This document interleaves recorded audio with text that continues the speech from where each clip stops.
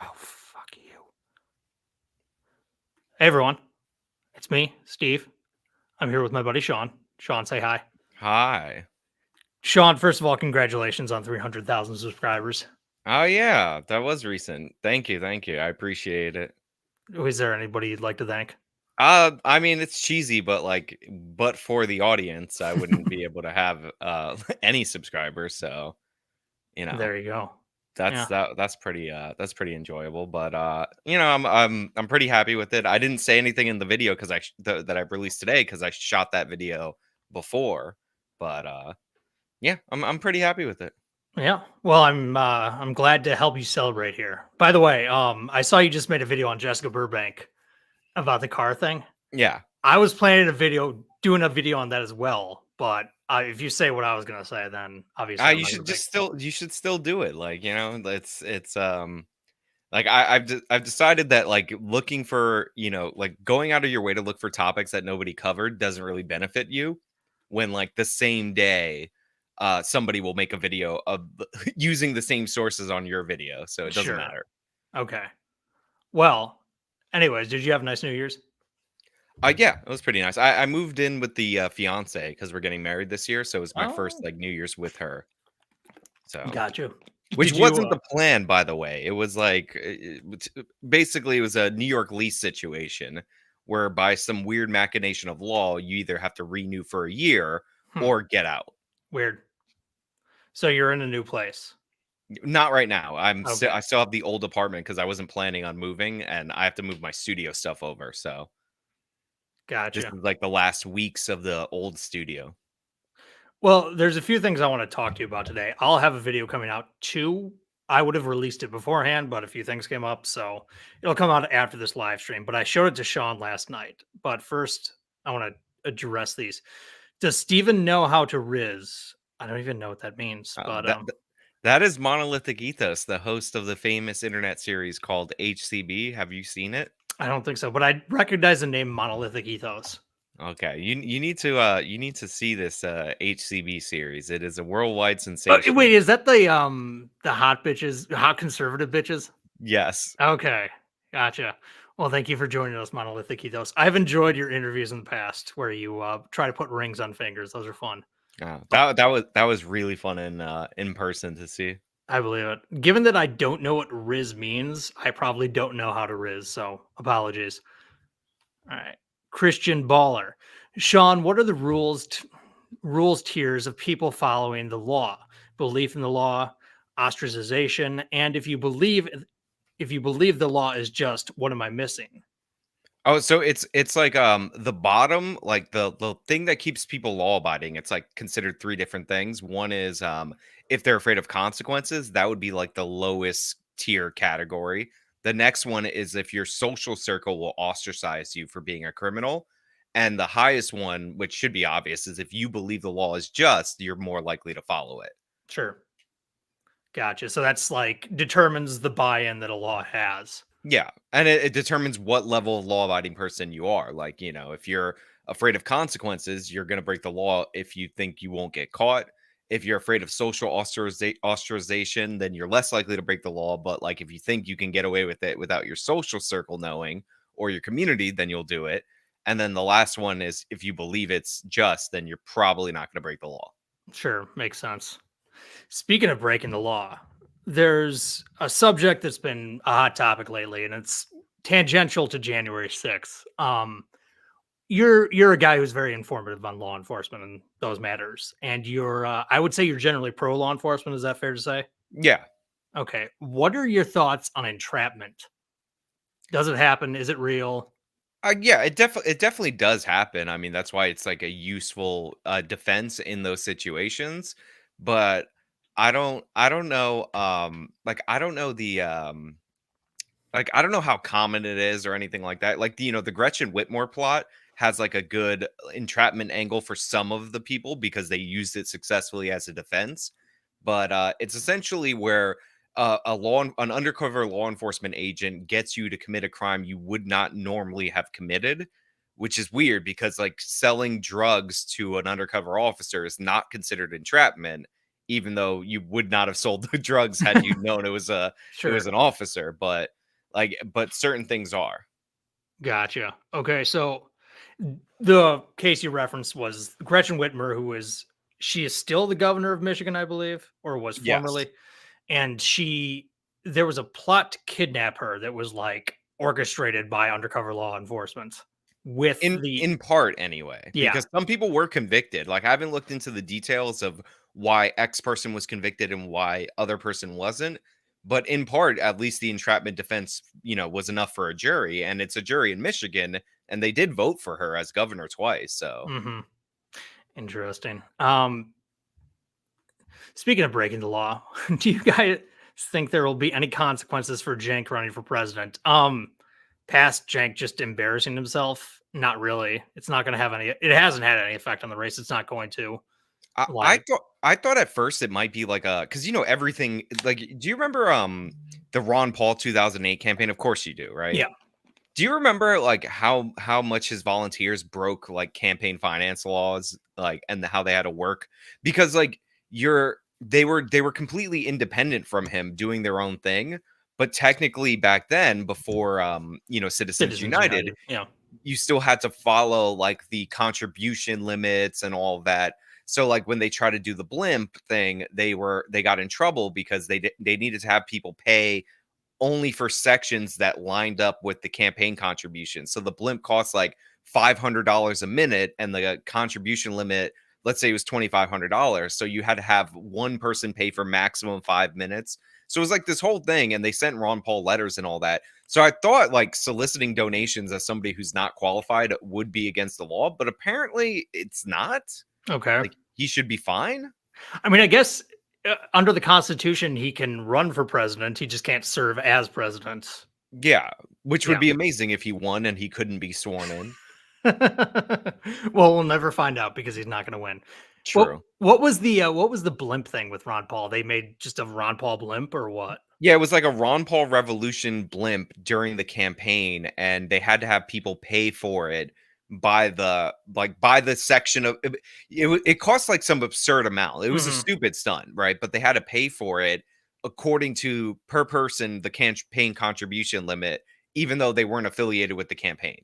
Right, because there were caps on outside expenditures, I believe, Yeah. pre Citizens United, which is like, tell me it doesn't limit free speech. It's like you have to go through this convoluted process to make a gigantic blimp ad for Ron Paul, and it's I mean, like, they did save those Ron Paul people, like thousands of dollars that would have paid for this whole blimp.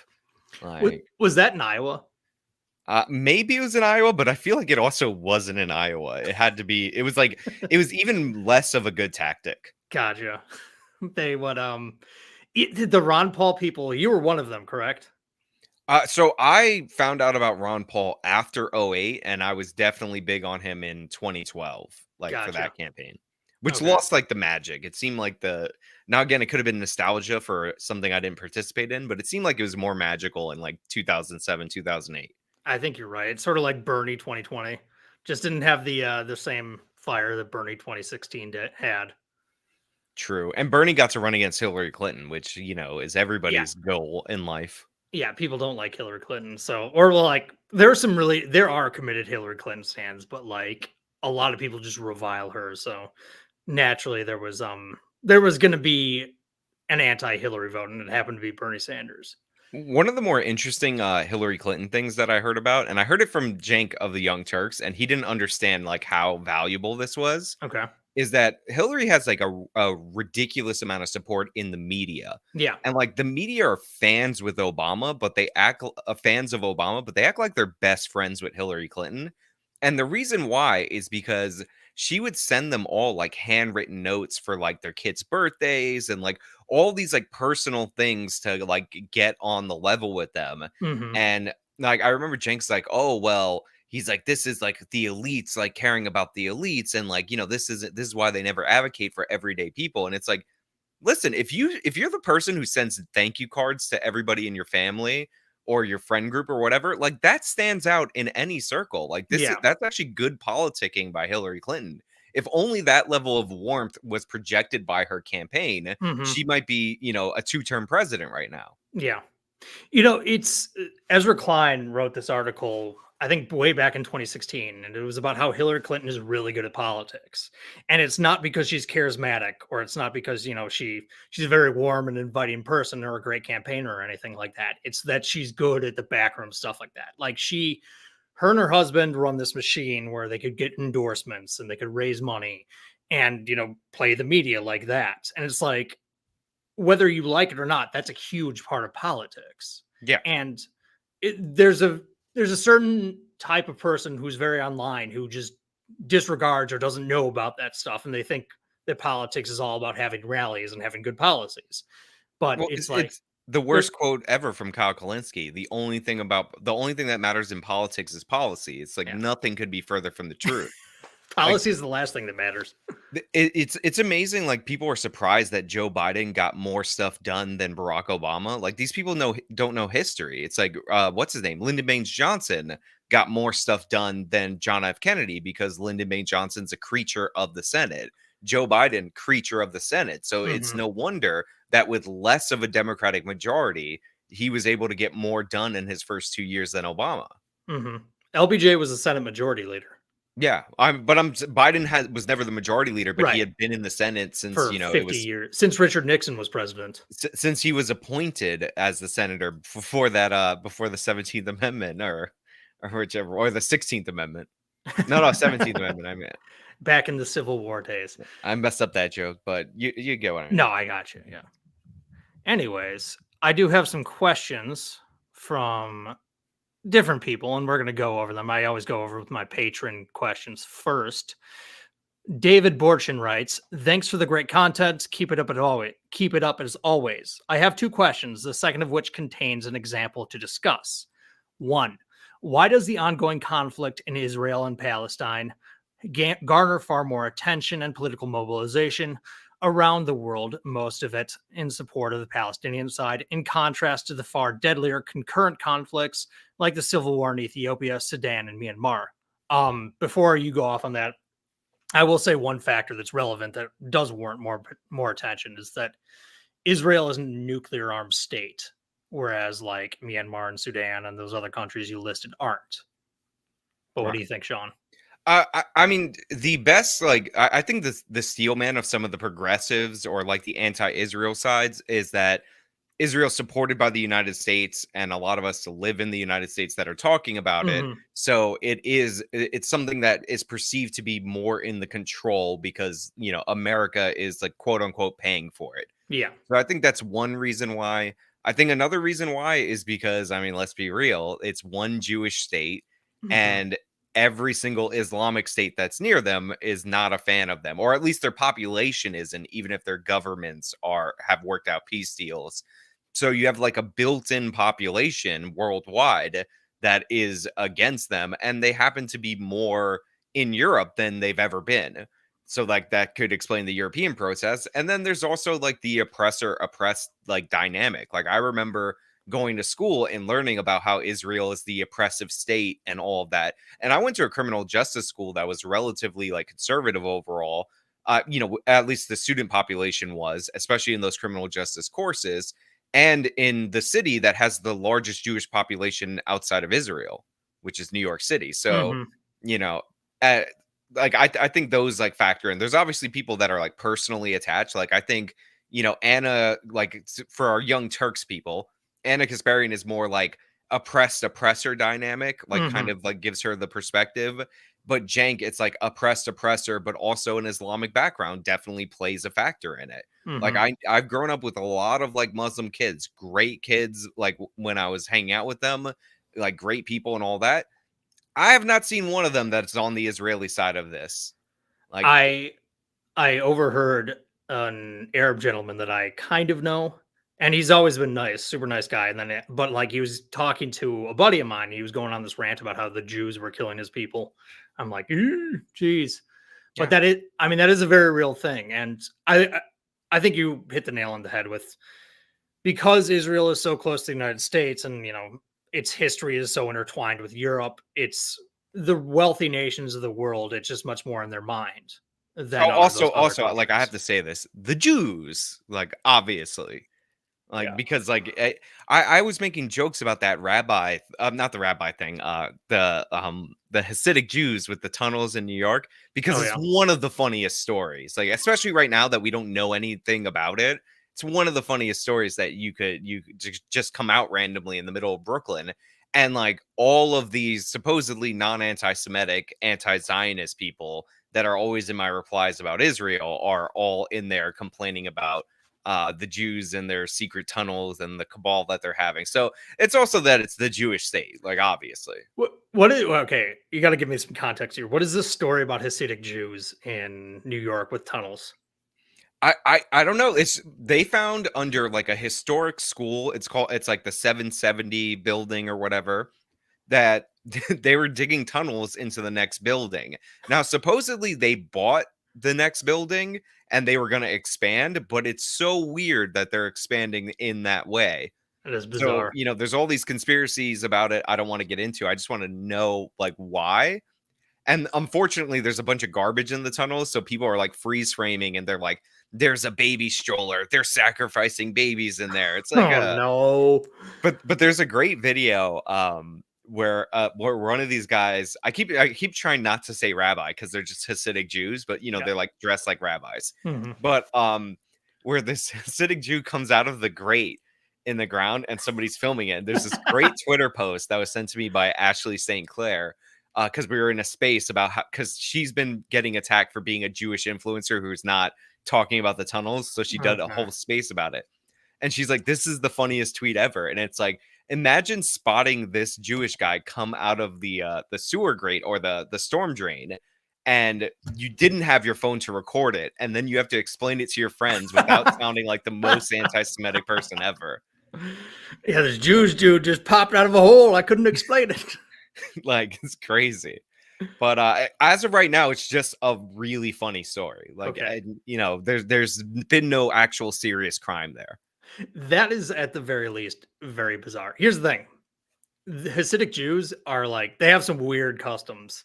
Like I'm all like religious fundamentalists do, but like, do you remember that one video or it was a picture of a Jewish guy on an airplane in a plastic bag? Is that because he can't like he can't make contact with a woman? No, it was because like he couldn't go into non-Jewish cemeteries. And so like by Oh, they're flying he flying over the cemeteries. yeah. And I so the remember this. it- if he didn't do that, if he didn't cover himself in plastic while he's like what 10,000 feet above a cemetery, God's gonna be mad or something. Yeah, I don't like know. he has the American like view of property rights where your property extends all the way into the ground and all the way up to space, like with the cemeteries. I remember when that story came out. Cenk Uygur actually did have something funny to say about that. He's like, if he's right, that guy's going to be the only dude in heaven. Like, if God is that meticulous about things, then True. Jews don't believe in heaven and hell. I don't think some do. Maybe I don't know. But I think they don't believe in hell per se, but they okay, do believe in heaven. But I'm not an expert. Like every Jewish person that I've known personally is like an atheist. So like yeah. it never comes Look, up. I grew up in an area with a lot of Jewish kids, and they were all reformed, so they were all kind of like wishy washy on that stuff. Most of them ate bacon; they weren't kosher. Yeah.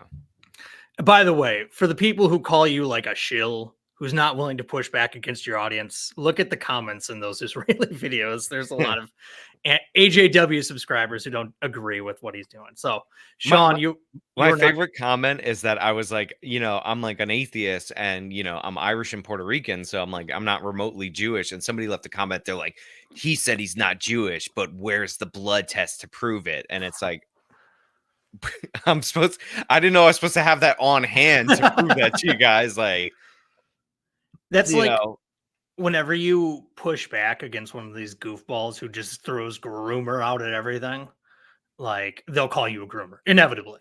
Like you just point out that they're being silly. You don't say anything else about it. And they'll be like, "It is not groomer."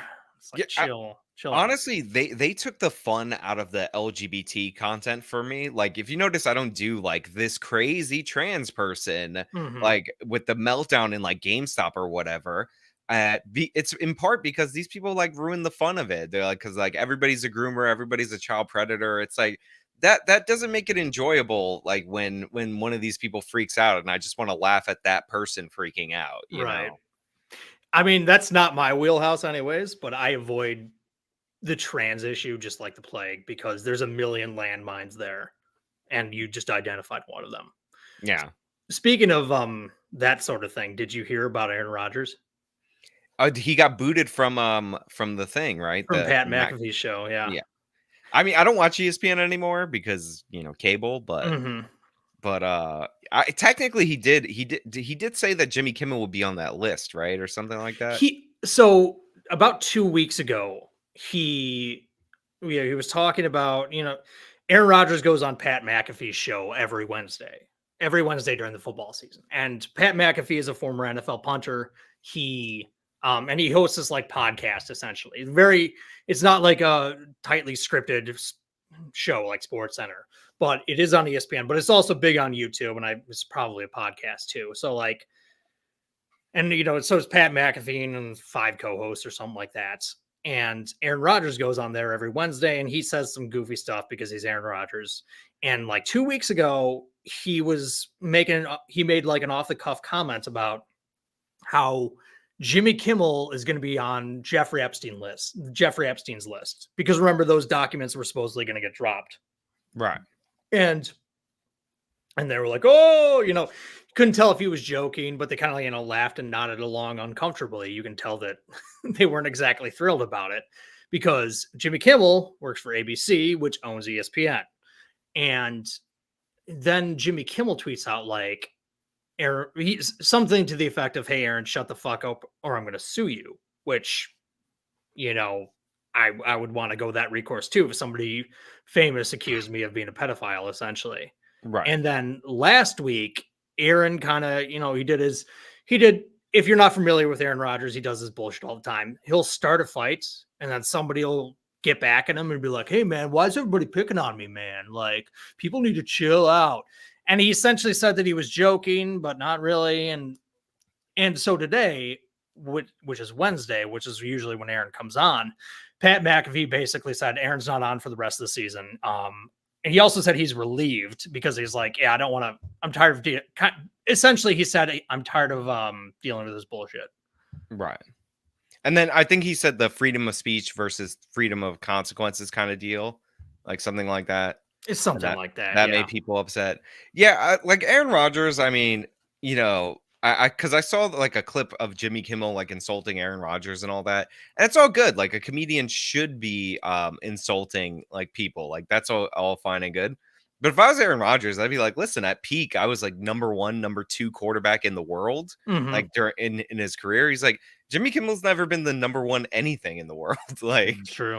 Like, the fact that we're looking for him for like political political commentary or vaccination commentary or any of that stuff is like, why? Like it's to me, he's no more qualified than LeBron James or like No. any other athlete that the right would hate immediately if they spoke up about something in the other direction. Well, and that's the annoying. I mean, there's a lot of hypocrisy in politics generally, but one of the more obvious ones is the right with celebrities. Like Laura Ingraham wrote this book called "Shut Up and Sing" about how it was the title. Dixie Chicks. Yeah, it was directed to the Dixie Chicks, but it's this whole screed about how celebrities shouldn't be talking about politics. But the minute they have a celebrity, they elect them president or do whatever. They have them on their shows and everything. It's not even like a huge celebrity. Like they have the guy who was I forgot, Kevin Sorbo, like or Ted Nugent, who's like kind of a has-been rock star. I've seen Kevin Sorbo at like multiple conservative events walking around, and it's like I feel like he's more known now for being the conservative guy that used to be an actor. Then he was Hercules. Yeah. Right. All right. High limb tree for $2. Can Cenk count on your 2 endorsements? Your 2 for endorsements. I encourage Cenk to run by voting yes in that TYT members poll. Yeah, I support Cenk's run. I endorse him. Yes, so do I. Because I know he's not going to win, but you got to put some wind in his sail. Like you want him to stay in the race for a little longer, especially just for the farce at TYT where Cenk is not running the company. Oh yeah, and he comes on as a guest. That's the best part. I love that. That made me laugh because A, we have the clip of Anna saying that that's all BS after his congressional run. Yeah. But B, he's like, I'm not going to cover the campaign. But he can't help himself. He covered the campaign 2 days later. And it's like, well, and going back to the Ron Paul thing we discussed earlier, Jank being on the show, is that not publicity for his, his, what do we call it, candidacy? That's kind of the point, right? Yeah. Like, how Well, come that's not an in-kind contribution?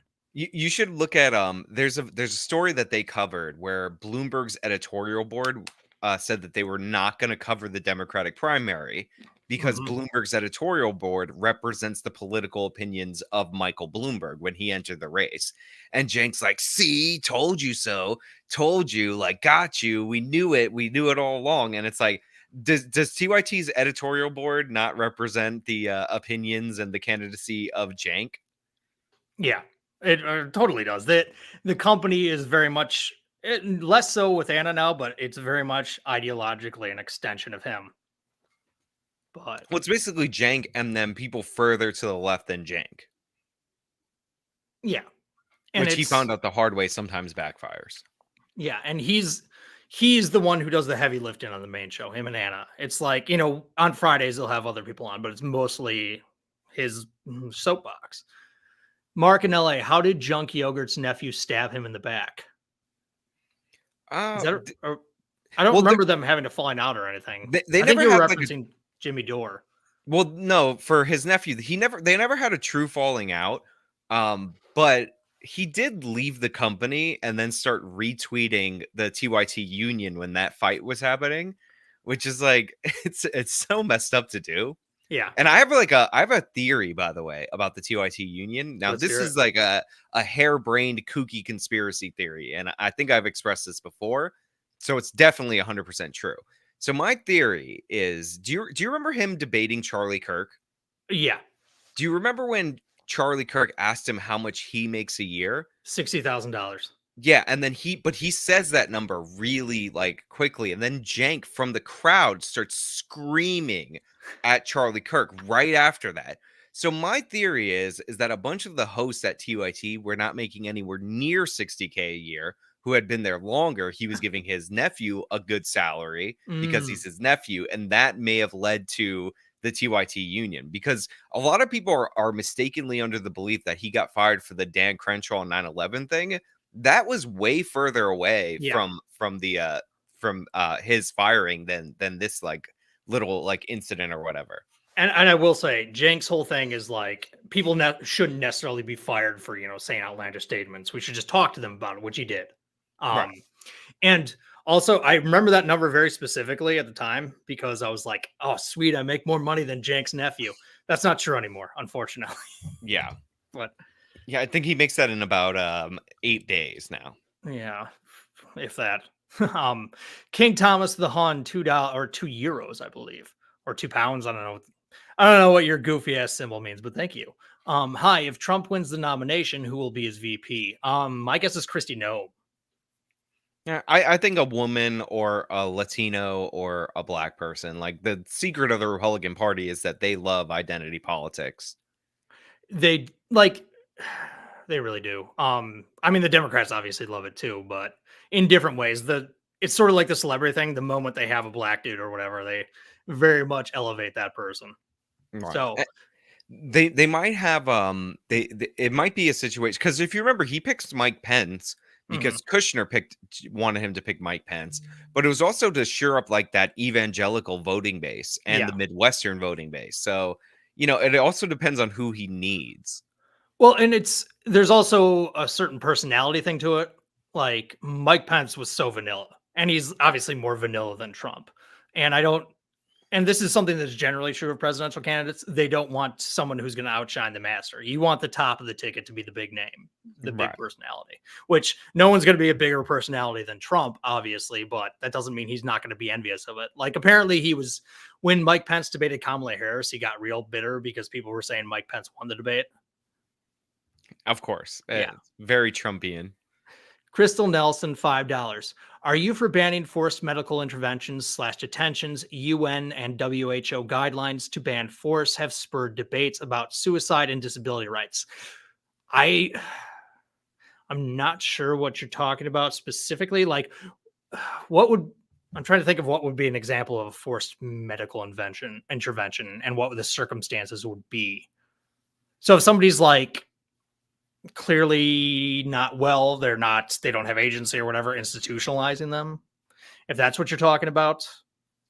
Yeah, I don't get the question in a similar way. If we're talking about, if somebody like, I'm very libertarian on like a lot of issues, and but part of being like able to live, and make your own choices is that you have to be able to make your own choices. So if you're at the point where you can't take care of yourself, or due to like a mental illness or whatever, Mhm. then I am for like, some way of getting these people off the streets, some way of getting these people into treatment. Yeah. That's what comes to mind is like someone who is having a schizophrenic episode or something like that being institutionalized. I'm not necessarily opposed to that. I think we would have to get into specifics and go by a Yeah. case by case basis, but Because in if you're like, general, if you're like, somebody broke their leg, should the government like force them to amputate it? right. Like when they want to what you call it, they want the bone to heal, then I don't think that makes sense. But like it Right. depends. Exactly. So, a long short story, $5 super chat. Thank you so much. Are you guys familiar with Corey Gill Schuster's Ask Project? His Israel Palestine interviews are great. Is there a way you can interview him? I don't know who that is. I'm sorry. If you can link it to me on Twitter or Instagram or something like that, I would definitely look into it. Do you know who that is, Sean? No, not at all. Yeah, sorry, dude. I don't know who that is, but that's a subject I'm interested in. So, When I but hear Schuster, I think of the book publisher, like Simon and Schuster, yeah, or me too. whatever. Or I think of David Schuster, who was a TYT contributor. Yeah, I don't know. All right, let's get to the second part of this question. While on the topic, I doubt that either you or AJW would claim that the term genocide in a way appropriately applies to the civilian casualties in Gaza, given that there is no evidence of intent on the side of the IDF to expressly massacre civilians. However, in which instances is it appropriate or outright necessary to use the term? Can it be applied to population transfers when the intent, intent is to remove the presence of a certain ethnicity, race, or religion from the area? If so, why don't more people use the term genocide to describe the expulsion of ethnic Germans from Eastern Europe, Czechoslovakia, Poland, East Prussia, Silesia, Pomerania after World War II? I think that the relocation is much more ethnic cleansing because that doesn't necessarily, I mean, that usually entails in killing a lot of people. But yeah, I mean, like, as are there places where genocide is not applied correctly or ethnic cleansing is not applied correctly? Sure, Turkey still denies the Armenian genocide. Right. So I don't know specifically about those forced relocations after World War II, but sure they could be an ethnic cleansing, and if so, then more people should describe them as such. But yeah, I Yeah, think go on. I agree. I don't think I think the term genocide is insanely overused, and like you could make the argument for ethnic cleansing because technically that's the moving of people of like an ethnic group, but genocide involves intent. But like even the ethnic cleansing of like allegations, like I see people say, oh, like they told them to go south. It's like go south, an 8-minute drive, probably more traffic when everybody's heading south at the same time. To be fair, a 2-hour walk, like that is not what comes to mind when you're when you're thinking of like ethnic cleansing. And our favorite show compares this to the Armenian genocide. They were deporting people to the Mediterranean Sea, like they were, and putting them on like 25-mile like death marches. That is not the same thing. Hmm. Like that's why that's considered a genocide and not just your standard ethnic cleansing. Now, as for ethnic cleansing, like yeah, the Germans being forced out of Eastern Europe would be an example of that. And it's weird in this conflict when a lot of people want like the Israelis to get rid of their settlements in the West Bank, for them to also complain about ethnic cleansing on Right. the other end, which is like you just want a different group to be cleansed. So, ethnic cleansing it sounds like the same thing as genocide, but when you actually look at what it means, it's like it's what you call it. It's very it's much milder. Like, not saying it's a good thing, but it's much milder than I originally thought. So, okay, I have two questions for you. One of which is a little goofy. Have you ever seen the movie Watership Down? No. Okay, it's based off a book and it's about bunnies. It's friendly for kids, right? And it's an animated movie and the bunnies are talking. So my mom rented it for me and my brother when I was like 5 and he was 7, and it's it discusses themes of ethnic cleansing, and it's like nightmarishly horrible, and it gave me the worst nightmares. Look into it. Look into Watership Down scary scenes. It's not for a 5-year-old. I'll check it out. But Um, what was the other question? I was see fucking this is why I don't go on tangents because I lose my train of thought. What were we talking about? ethnic cleansing and something. And I mentioned the Armenian yeah. genocide, and where I think that's completely different. Okay, yeah. I can't remember. Anyways, let's go to this next question. I What like do you I, think? I like how somebody replied when you're like, "What am I talking about?" Somebody puts in the chat the Rabbit movie. Like that was the To tangent. He watch means it, before Watership that. Down. Yeah. What do you think about the left or oh god, I can't pronounce your name again, dude. You told me once, but I can't. What do you think about the left constantly claiming to be the counterculture? Also, is anti-capitalism the mainstream option that a lot of people have? Because whenever I watch some random video essay on a game or movie I like, there's like 90%, there's like a 90% chance that if there is something having to do with money, they'll say something capitalism bad. To take your question in reverse order, I was talking about this with Adam last week. Adam Friended. Uh, I think the reason why a lot of socialist or anti-capitalist talking points are like have appeal with most people, with a lot of people, anyways, is because most people are workers rather than employers. They work for a big company rather than own a small company. So they're just familiar with one side of the ledger. They don't get what goes on the other side. And so, yeah, anything involving greed, anything involving money, people are going to have this idea that it's the greedy capitalists crushing them. So they're very receptive to that sort of rhetoric. Um, the first part, the left claiming to be counterculture, in certain ways they are. Like corporate America is not not pro-socialist for the most part. Right. But they very much share their social sensibilities. They're the thing about your upper crust at corporate America is they're largely from elite universities where that sort of stuff is just taken for granted. What do we call it? The pronoun stuff, the woke stuff, whatever you want to call it. That stuff is very much inculcated in their education, but also they do it to pander to hope to get a good reputation. So I guess in that sense, and I mean, it's not that there aren't companies that pander to right wing sensibilities, but most of them go to the left on those sorts of things. Right. As for the counterculture thing, to me it's always weird that the left still like tries to do the counterculture thing when every single company will put the pride flag up. Like there's Yeah. endless and endless examples. Like they all donated to Black Lives Matter. Like you can't even go on like a streaming service now without like the Black Lives Matter film section or Yeah. whatever they call the category. But at the same time, like there's this kind of like conservative idea that's encapsulated with that Paul Joseph Watson phrase where it's like conservatism is the new punk rock. It's like Yeah. no, it's really not. No. Like it it's just not like I don't know. Like the conservatives have definitely lost a foothold in culture, but I don't think they've become counterculture. So I would say that our culture is so fractured at this point. Like there is no monoculture anymore, really. I mean, some like what's a big thing that conservatives and liberals both like? I guess the NFL maybe. Um, that's like one of the few things that comes to mind. But it's like people are watching different shows. They're listening to different Yeah. music. They're going to start shopping at different stores soon enough, I'm sure. It's so counterculture. You might be counter part of the culture, but I don't think we have this overarching culture anymore. That's just me. Yeah, But we have like so many there's no like Sopranos anymore. There's no like great show that everybody's like watching all at the same time, like a unifying thing. Like everybody has their own streaming services. mhm, Like somebody's like, oh, check out this show on Apple TV Plus, and then it's like, no, watch this Disney crap or whatever. Like we're not unified enough that you can have a counterculture, if Yeah. that makes sense. Like maybe the last like shared cultural thing in the United States was like Stranger Things or Game of Thrones. Game of Thrones is the one that came to mind that like a significant portion of the population watched.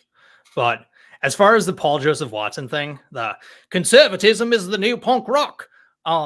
Look at what happened to like punk rock bands back in the day. They were like banned from venues and stuff like that. And then when somebody gets deplatformed on Twitter, it's like, we have a right to that. It's like the punk rock bands didn't cry like that. They just kind of said fuck you and went on with their lives. Yeah. I think maybe the left owns like the plurality of the culture, Yeah. but like not like this overwhelming majority. Even though every single about the video essayists, every single video essayist will eventually say this is a critique of capitalism. And it's like you might as well not say anything, because if everything's a critique of capitalism, like, and all these are products made to make money, then nothing is. Right.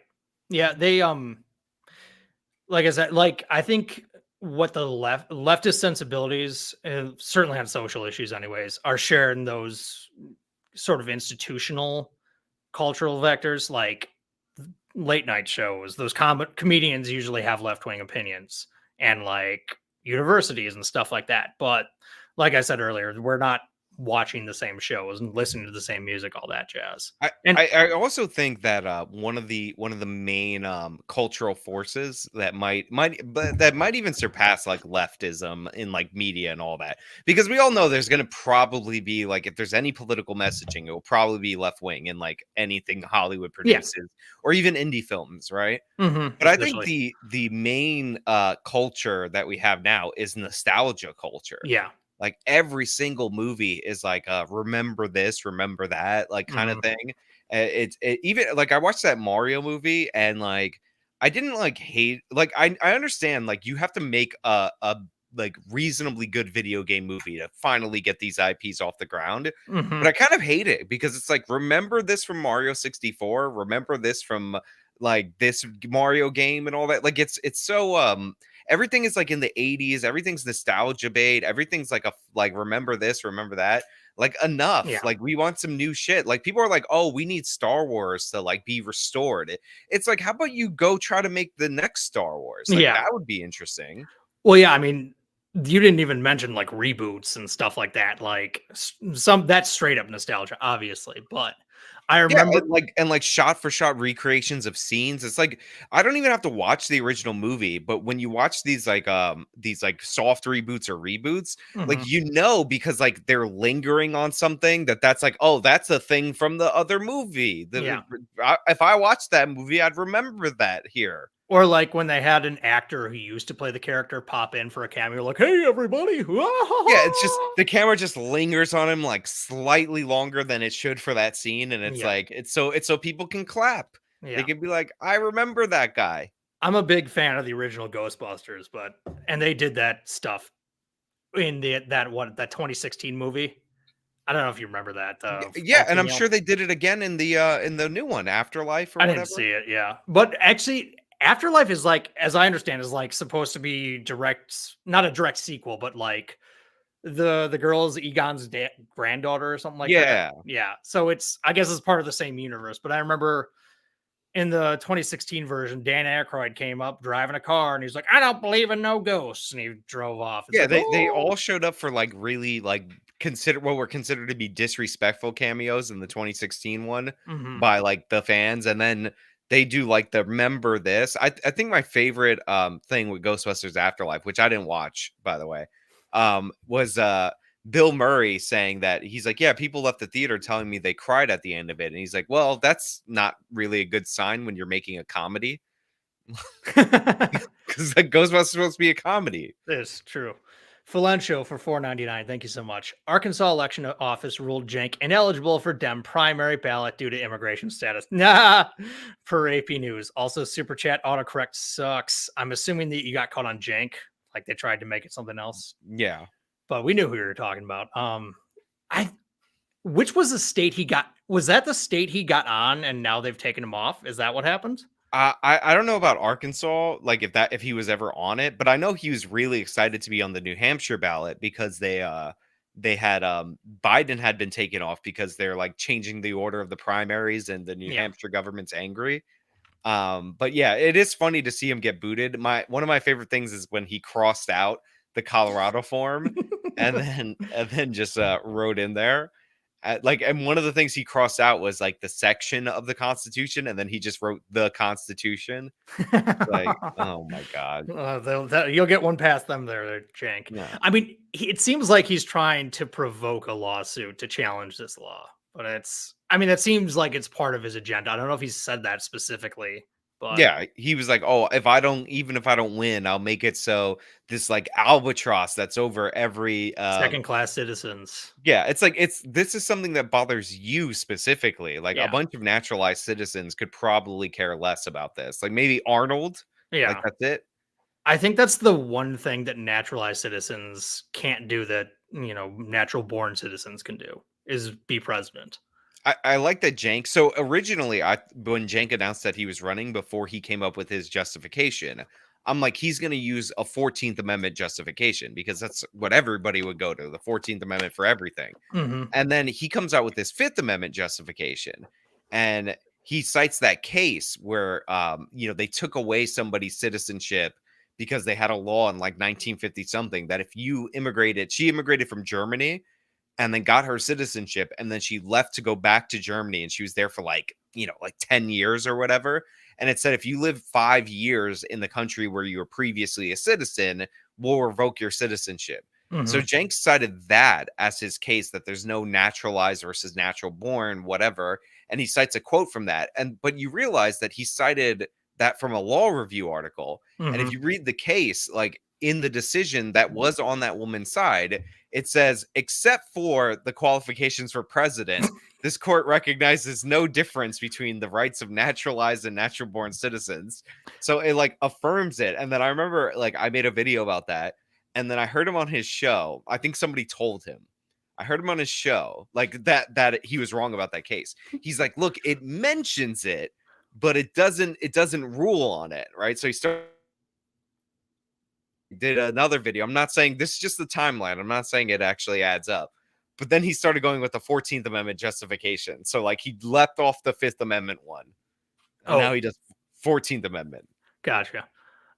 Before I get to the super chat, I want to tell you my harebrained TYT conspiracy theory. I think that a lot of the other hosts on the Young Turks um kind of know Jank is full of shit, but they stick around because they're personally loyal to him. Like, you remember the way Anna rolled her eyes when Jank announced that he was running for president. Like, I think they kind of know that it's a lot of the stuff he does is just not going to work out, and that like he talks out of his ass a lot, but I think they just stick around because they love him so much because he is apparently a personable guy, but I could be wrong. I think a lot of people believe in Jank like as a person and like Mhm. they'll believe in his philosophy at TYT, but like Cenk didn't have enough name recognition to win his congressional race, and he No. thought he would tell you he's the front runner all the time. Yeah. He got 6%. Like, and by the way, did you know name recognition matters in politics and that Cenk Uygur discovered that?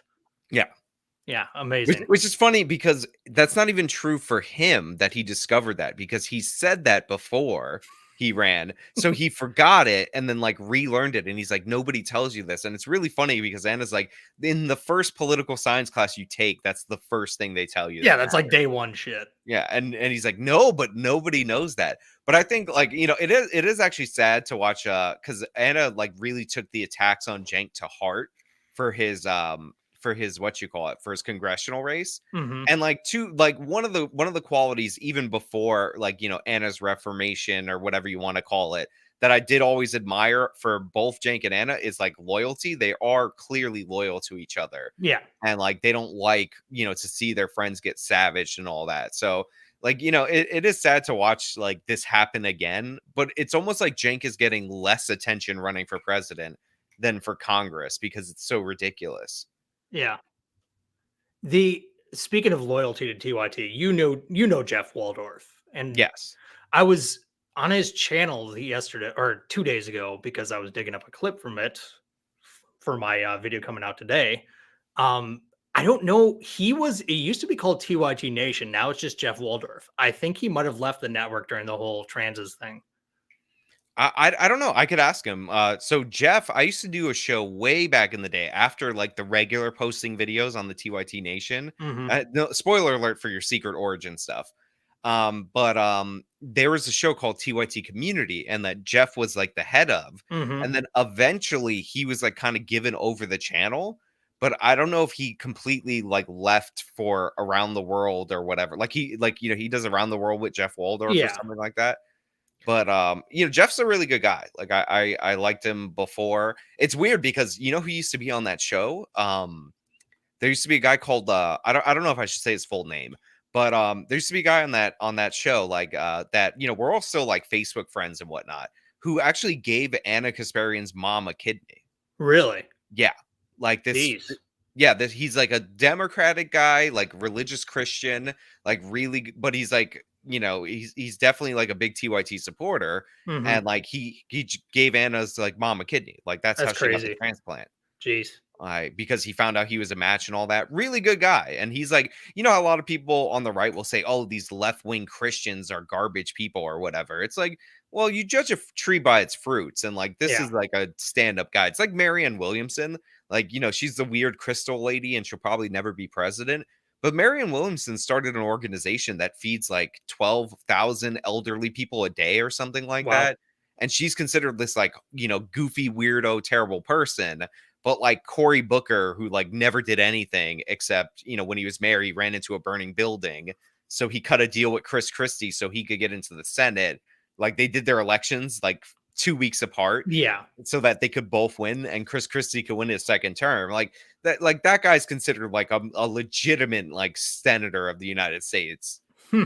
I mean, he is a legitimate senator, but you know what I Yeah. mean? He's considered like a legitimate political voice. Yeah, he didn't run. People were talking about him running for governor of New Jersey against Chris Christie, but then he didn't, and he ran for Senate. Well, So, his Senate seat was a special election seat. But okay. like whatever the situation was that caused it to be up for special election, and I don't remember, actually it ended up aligning where they could just do the special election on regular ordinary election day. Okay. But they spent more money, did the special election on like October 16th or 18th or something, so he could run on the ballot, like, and not affect Christie, and Mm, so that Christie could run on the ballot and not affect him. And that was like the interesting. little deal that they cut because he was going to be on the ballot at the same time that Christie was running for governor. Huh. I So, had no like, idea. some very shisty New Jersey politics right there. My goodness. Okay. Revi talk for 9.99. Thank you so much. Do you think Peter Zion is right that if Russia wins in Ukraine, they will go for NATO countries, Baltics, Poland, Romania, and be willing to use nukes on EU's and US cities in an attempt to take them? No, at this point, I'm very skeptical of that. Like, I think if they just easily took over Ukraine and didn't get pushed back and the West didn't support it, then they'd be looking at the Baltic countries or, most likely with the Baltic countries and thinking, hey, they didn't do shit when we attacked Ukraine. Let's see if we can push the envelope further. Right. But now that they're going on 2 years now in February 20th, I believe, and they're in a quagmire, no, I don't think that I think, I think eventually Russia's going to win, but it's like, it's going to cost them dearly, Right. and so I don't see them starting potentially a war with NATO. The logic being that, well, the Baltic states are in NATO and NATO has Article 5, therefore the if they invaded one of them, then they'd be at war with the US too. I think Putin was at one point willing to gamble, like, hey, if are they really going to go to war for Lithuania or something like that? But Right. now he's I don't think he's willing to make Well, that gamble he at this he would point. have had to have steamrolled Ukraine Yeah. and then made that gamble, but I don't know, like, I hear casualty numbers for, like, Russian reservists and all that, and then, like, some people on the right, like the pro-Russia right, are some of the dumbest people of all time, Hmm. so they'll post like, "Oh, based, Russia's giving citizenship to foreigners who will fight in their military." They're like, "That's r" it's because they're, like, running out of soldiers, like, Yeah, you idiots. they don't have able-bodied men. They're running So out. So I think if they would have steamrolled Ukraine and then nothing happened, maybe like little sanctions or whatever, but basically it was Crimea all over again, then maybe they would have been Okay. emboldened enough because you're showing like fear. Like the thing that people don't Yeah. understand is that they need like you need to have, even if you don't want to go to war, you need people to think that you're willing to go to war in Hmm. order to prevent like a greater conflict from breaking out. Like Yeah. pacifism from the US in part and from Europe for World War II especially is what allowed the Nazis to get a foothold and then like create a bigger disastrous war, Hmm. like the most destructive war in American or in world history. Hmm. So like you have to like you want to make sure that this is like degrading the Russian military. And I hear a lot about the numbers, like even if you take the highest number for Ukraine spending and you say it's all cash, like out of the taxpayer, it's not us selling them or lending them money or selling them weapons or whatever. Even if you take that over like the 2 years, it's like 5% of the defense budget Hmm. to like completely degrade the Russian military. Like it's kind of worth it. Yeah. And there was a study that just came out. I'm going to talk about it on the 2-year anniversary of the war. Like most of that money is being spent in the United States in manufacturing, wouldn't you Yeah. know? Not that I don't think that's should be why we're doing it, but these people are always talking about government action to make manufacturing strong again. Well, there you fucking I go. I also wanna say I like the Zelensky, like, short memes when they put him, like, around as, like, a short guy, but I like them to the point because I know Vladimir Putin's actually, like, kinda short, and, like, they never should like, the people who always post it never post the short Putin memes, like, it's always, just Zelensky, which is hilarious. Also, like, the idea that you can make money on Twitter for tweeting, "Good morning, everyone, except Zelensky," is probably like the most frustrating thing ever when I'm like editing a 40-minute video. Hey man, there are some weird jobs out there these days. Yeah, but Look, like those people get so much engagement for good morning, everyone, except I know. Zelensky. Come on. Stop It retweeting that shit. Right, and then I tweet out an absolute banger, and only a few thought bots like it, and it's just like, what am I doing Yep. here? And look, as I get Vladimir Putin as an angry, short, balding man. Like I understand the rage, but man, you can't go around invading other countries. So just saying that. Okay, Smelco for 9.99. Thank you so much. TikToker Quick Thoughts predicts Ukraine Russia ceasefire with Ukraine giving up territory in 2024. What are your 2024 predictions? He's probably right, or they are probably right. I don't know who that is, but it's probably going to be a deal sooner or later. I feel like there is diminishing appetite for funding Ukraine, which again I think is unfortunate, but and also there's a lot more focus on Israel now, understandably. But I remember people were saying that, oh, Biden has to wrap this up as like a campaign issue. I'm like, I don't think anybody's voting on the Ukraine issue no, in America. well, and like, here's another part of it that there's a reason there might not be a deal. Why do these people think Vladimir Putin is just going to take a deal? Like, he thinks if they're willing, he might think that if they're willing to make a deal now, hey, I'm going to get better terms if I go another year or something like that. So I don't know. Like, I think there's domestic reasons why certain people might make want to make a deal, but that and I could see it happening, but I'm not sure. But I think it's more likely than not. I mean, there's probably like the theory because the evil orange man said that he wants to end the war day one.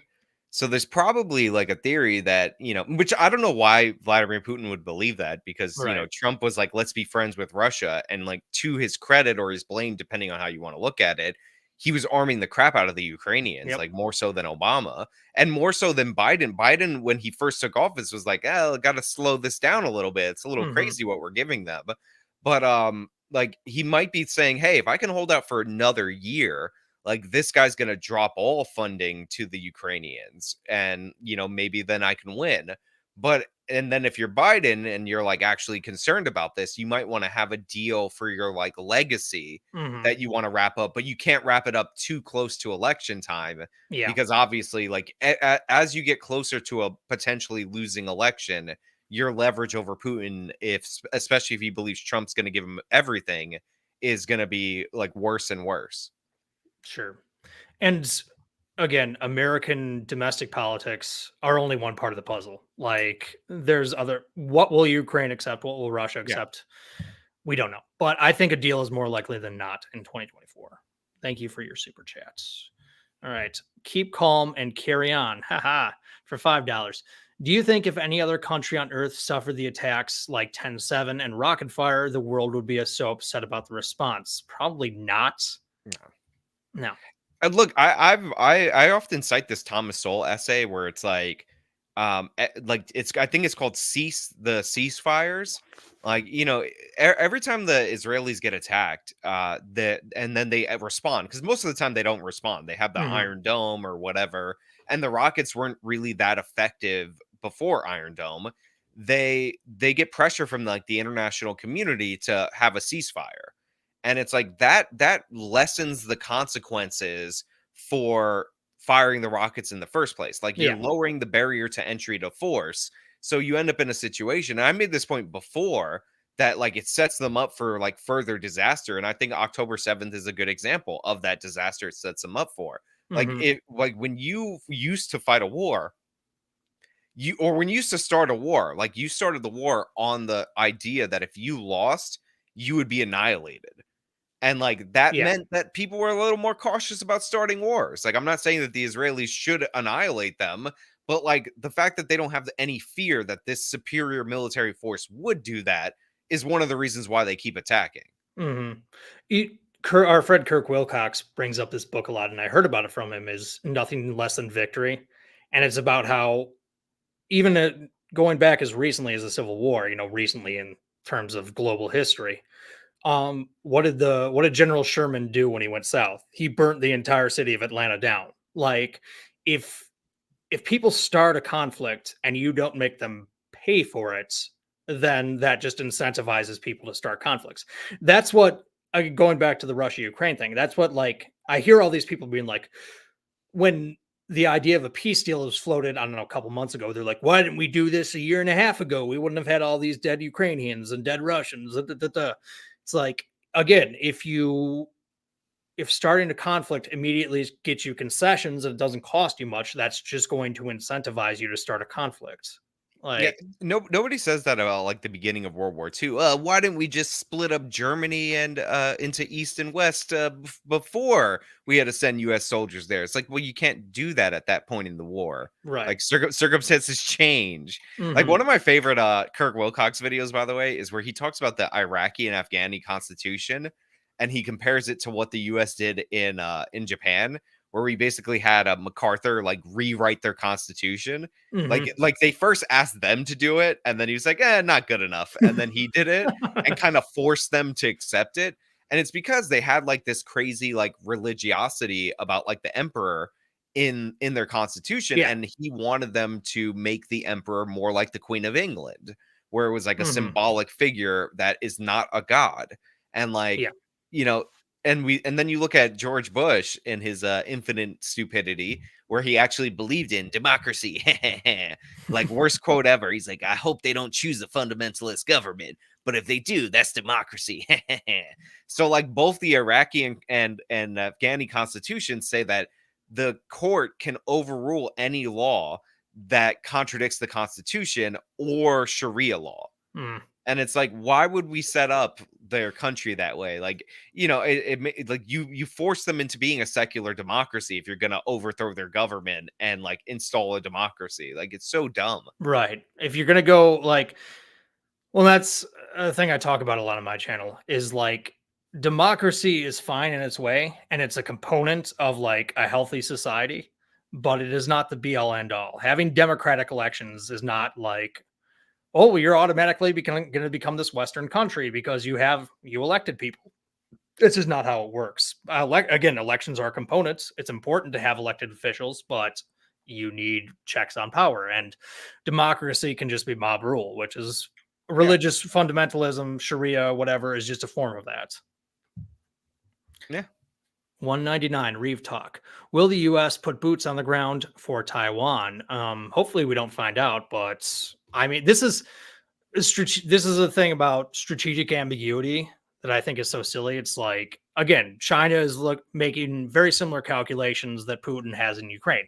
Um, is the U.S. willing to go to war with over Taiwan? And the more he thinks they're not, the more likely he is to invade. Xi Jinping, that is. Right.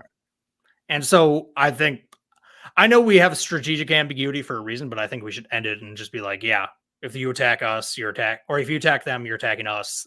That makes the war a lot less likely as Yeah, deterrence. I think one of the biggest problems in American foreign policy, like in recent history, is the red line. Mm-hmm. So, like, if you ask me strategic ambiguity or a red line that you're not going to enforce because that like looks so horrible, Mm-hmm. then like I would rather have the strategic ambiguity. But bare minimum, like you got to commit at least to the degrading of the Russian of like the Russian forces in the way I'm sorry, the Chinese forces in the same way that you're committing to the degradation of the Russian army. Mm-hmm. But one of the things that this reminds me of is, do you remember when the Federal Reserve chair came out and said America could afford like to do Russia and Taiwan, or Ukraine and Taiwan at the same time, like something like that?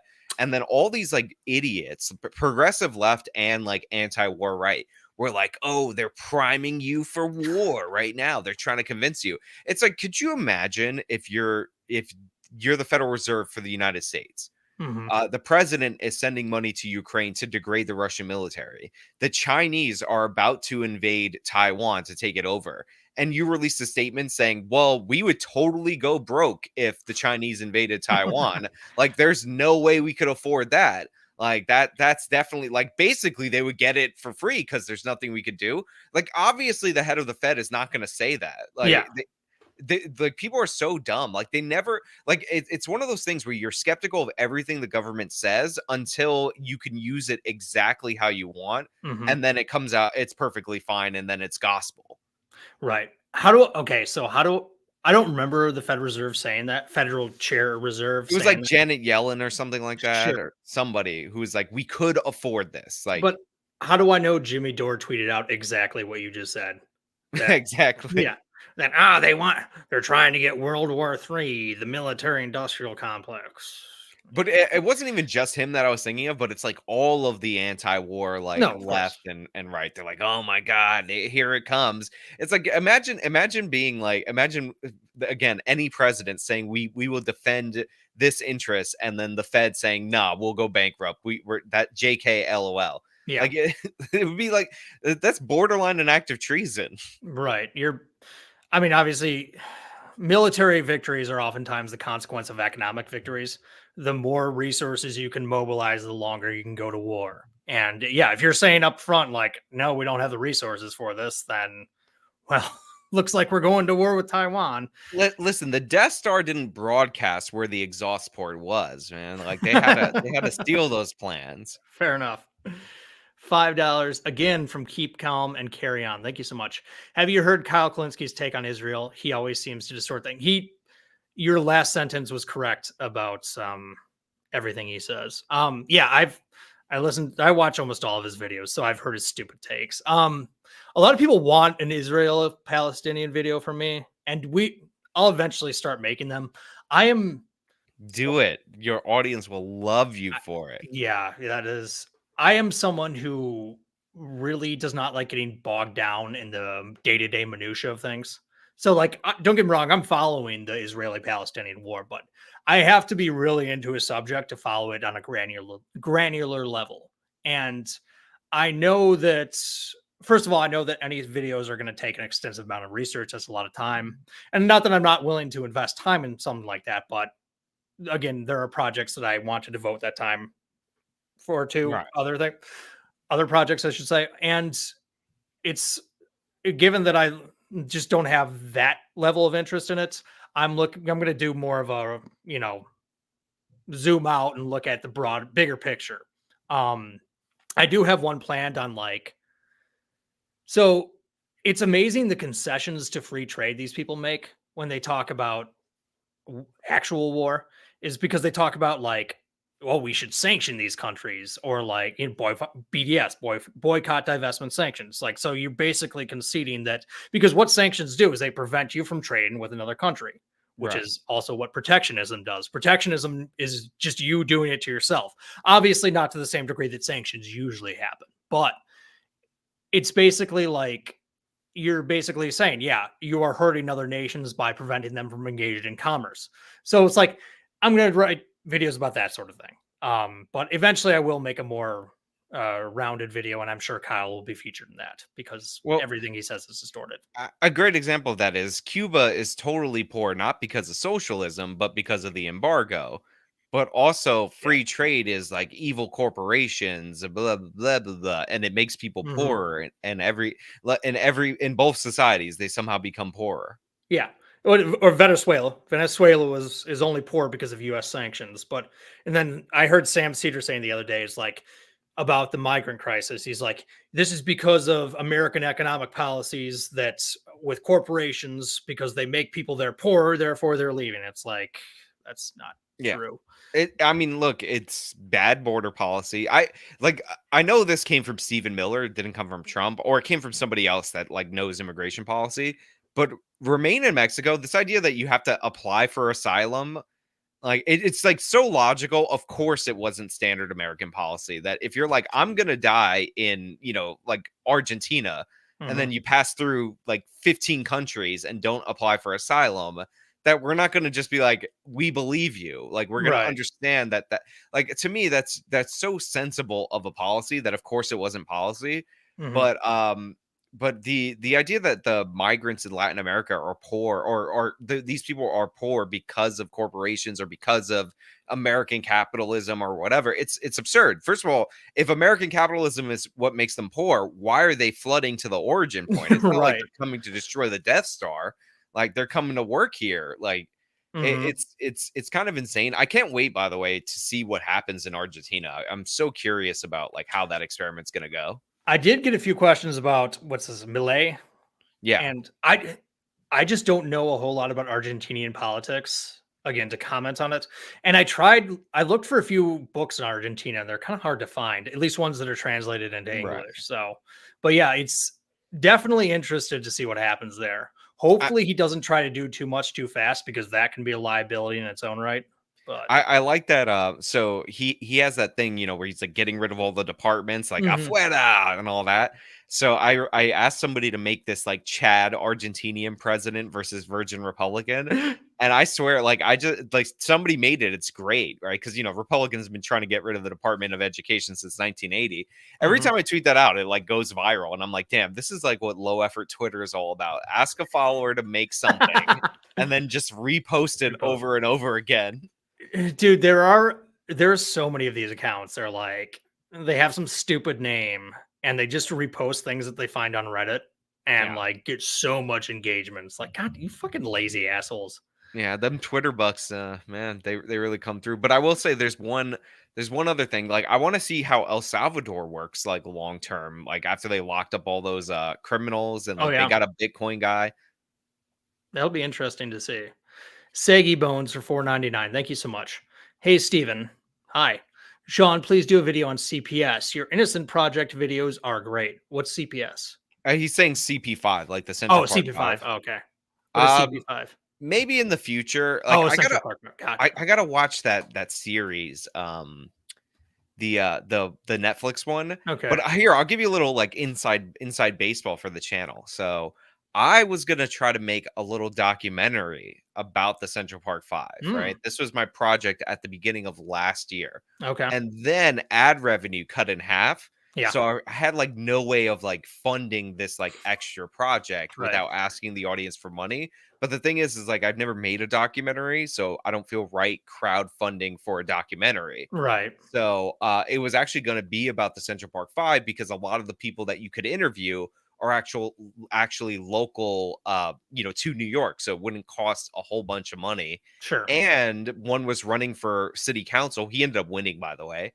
And I had a friend who's made a bunch of documentaries like in the space. I'm sure people could figure out who it is that Mhm. was giving me like tips on equipment and all that stuff, which was really helpful. So Cool. I feel bad that it kind of collapsed. But the idea was I would have something that if I ever asked for support to make something else, I would have proof that I could make it. Sure. I know Devin Tracy has a whole like video series on the Yes. Central Park Five, and he doesn't make any money off of YouTube or Yeah, Patreon for them. he's like you could actually find those on his alt censored account, I believe, Okay, because they archive his YouTube, but he has reposted them on censored.tv. Promo code AIU 20% off. There's my plug for Devin for the there you day. go. Yeah. Reeve Talk for 4.99. Thank you so much. How can Republicans electorally deal with what seems to be a backlash to the Dobbs decision? And can Republicans keep it from dividing themselves? So the Dobbs decision is the decision that overturned Roe v. Wade, correct? Yes. Yeah. I'm not sure. Like, here's the thing: if they moderate their positions on abortion, I don't think that's going to win over any. It's certainly not going to win over any leftists. Could it win over some people in the middle? Maybe, but it's going to alienate their own base. So Yeah, I don't know. it's a loser issue for the Republicans. I remember probably the thing that Ben Shapiro was most wrong on when he was like, nobody's ever lost an election over abortion. I'm like, Nope. first of all, that wasn't true then when he said it. And because Harry Reid maintained his Senate seat because he was running against that really religious woman, Yeah, like Sharon something or whatever. But yeah, I remember her. Sharon yeah, Angle. Sharon Angle, there we go. Yeah, But yeah, like this is a loser issue for the Republicans. And honestly, I think Ron DeSantis, even if he could have won the nomination, is a loser candidate nationally because of that 6-week ban that he signed. Uh, potentially. and what's so funny about that is that like Trump, it's almost like Trump goaded him into signing it because he was like, now that Roe v. Wade is gone, we could negotiate on what we want. That prevented us from negotiating. It's like the worst Roe versus Wade take ever. In Right. that CNN interview, he's like, some people are saying 10 weeks, some people are saying 2 weeks. It's like nobody was saying 2 weeks, right? But then Hmm. Ron DeSantis is like, oh, I'll do 6 weeks and like I'll own Trump. And then Trump releases a statement the next, like the troll of all trolls, where he's like, Ron DeSantis is 6 weeks, too severe, too strict. Like he ends up savaging him for it. That's hilarious. E- Also, what's his face? Todd Aiken in Missouri. He lost to God. What's her name? I can't remember her name. She's two-term senator from Missouri. Doesn't serve anymore. She's a Democrat. Missouri's a red state, and he probably lost that state because he said the legitimate rape comments. I don't know if you remember that. Oh, I remember that. Yeah. And then I want to say, oh God, what's his face in Indiana won his seat because again the his Republican opponent said even in the cases of rape women shouldn't be able to have an abortion. Honestly, like Lee Zeldin probably would be the governor of New York if not for two things. One, January 6th, because that was like 90% of Hochul's campaign. And then when Dobbs came out, the abortion thing. And like Zeldin even tried saying, like, listen, I'm the governor of New York, like New York, and with a Democratic legislature, I can't change abortion laws, even though he had 100% pro-life record. But he was 5 points away from winning. Any one of those issues could have tipped it over the top, and like I would have a Republican governor in New York. Uh, Yeah, wouldn't be so the it, first time, but I yeah, I feel like you would have to be pro-choice to get elected in statewide New York. I could be wrong, but I honestly think if not for the Trump craziness, which it's weird because it's like he doesn't win the primary without Trump's endorsement. mhm. So but if Trump would have just like conceded the election like a normal president, he would probably be governor right now. And the Republicans would probably have a stronger well, actually abortion would have killed them in the House the same way. Potentially. We'll never know. But Sid Podmanaban for $2 super chat. Thank you so much. Opinion on the Belt and Road Initiative. So the Belt and Road Initiative is China's projection of soft power, like throughout much of the developing world, where basically they're building lots of infrastructure. And it's in a way it's a good thing. Like these people get a port where they didn't have a port, and they get railroads where they didn't have railroads. The downside of it is that the way China does it, it's like they first of all they loan them the money to build it, and they charge exorbitant amounts of interest, and then they build it with Chinese supplies, and they put the software on that only China can edit, and it's very much hmm, it's very much predatory. I think Right. again, if you live there, yeah, you're glad you got that dam you didn't have. That's real nice. But I think it is. I think China's a bad actor on the world stage, and I think that there's nefariousness to it, if nefariousness is a word. But Yeah, it's I don't disagree all that much. I do find it funny that like, European colonialists built roads and trains and all that, and they're like the most evil people in world history. But mhm. like the Chinese who are doing this, and it's basically like expressly for like the advancement of China, like, Yeah, it's like look at how generous they are, like according to the modern left, mhm. which is, they're just like really the anti-American left, like honestly, They are. or Western, whatever you want to call it. Who's the best and worst leftist YouTuber? Oh, so best and worst. How? Like worst takes? Or just like most grating personality and vice versa. God, I It had to think on that. Like it's the guy who's the least crazy leftist YouTuber, if you can call him that, is David Pakman. But I mean, I still think he's wrong about most things, but he's just less wrong than like Cenk Uygur or the Humanist Report or whoever the fuck, or Hassan Piker for that matter. The worst, though, again, are we going by worst takes or most grating personality? Um, Most grating personality might be Jimmy Dore for me, but worst takes might be like Hassan Piker or like yeah. Vosh. You know what? He's a twitcher, so I'm gonna put him in Fair a enough. separate category. But Jenks' nephew is the worst. I mean, even like setting politics aside, the way he treats his so-called friend Ethan Klein, who Oh, is also has terrible takes, was horrible. But there's so many like really like bad ones and like mhm, nasty people like as well. Like it's hard, like, like, and it's even hard to get, like, the worst takes because like, David Pacman will look all these other lefties in the face and tell them, like, the Democratic Party doesn't actually agree with Bernie Sanders, let alone, like, the entire country mhm, on this issue, and here's why you're wrong like, the way you're interpreting the polls and all that, and mhm, it's, like, really solid commentary. mhm. But then, like, he'll go off on some other topic and he'll be like 10x crazier than like Kyle Kalinske or whatever. Yeah, But like, so you have to look for like the irredeemable like people, like not like they're not n- irredeemable as people, but like the irredeemably bad takes. And yeah, like, I think Jimmy Dore is also like another one that's pretty bad.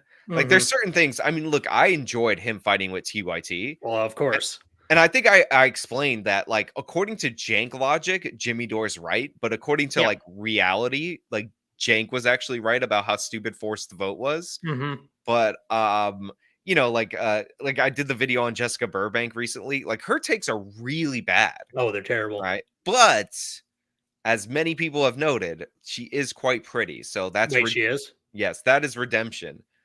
Are Um, you sure? Many people are saying this. I don't know. Um I'm gonna have to follow her on Instagram to see for sure. So No.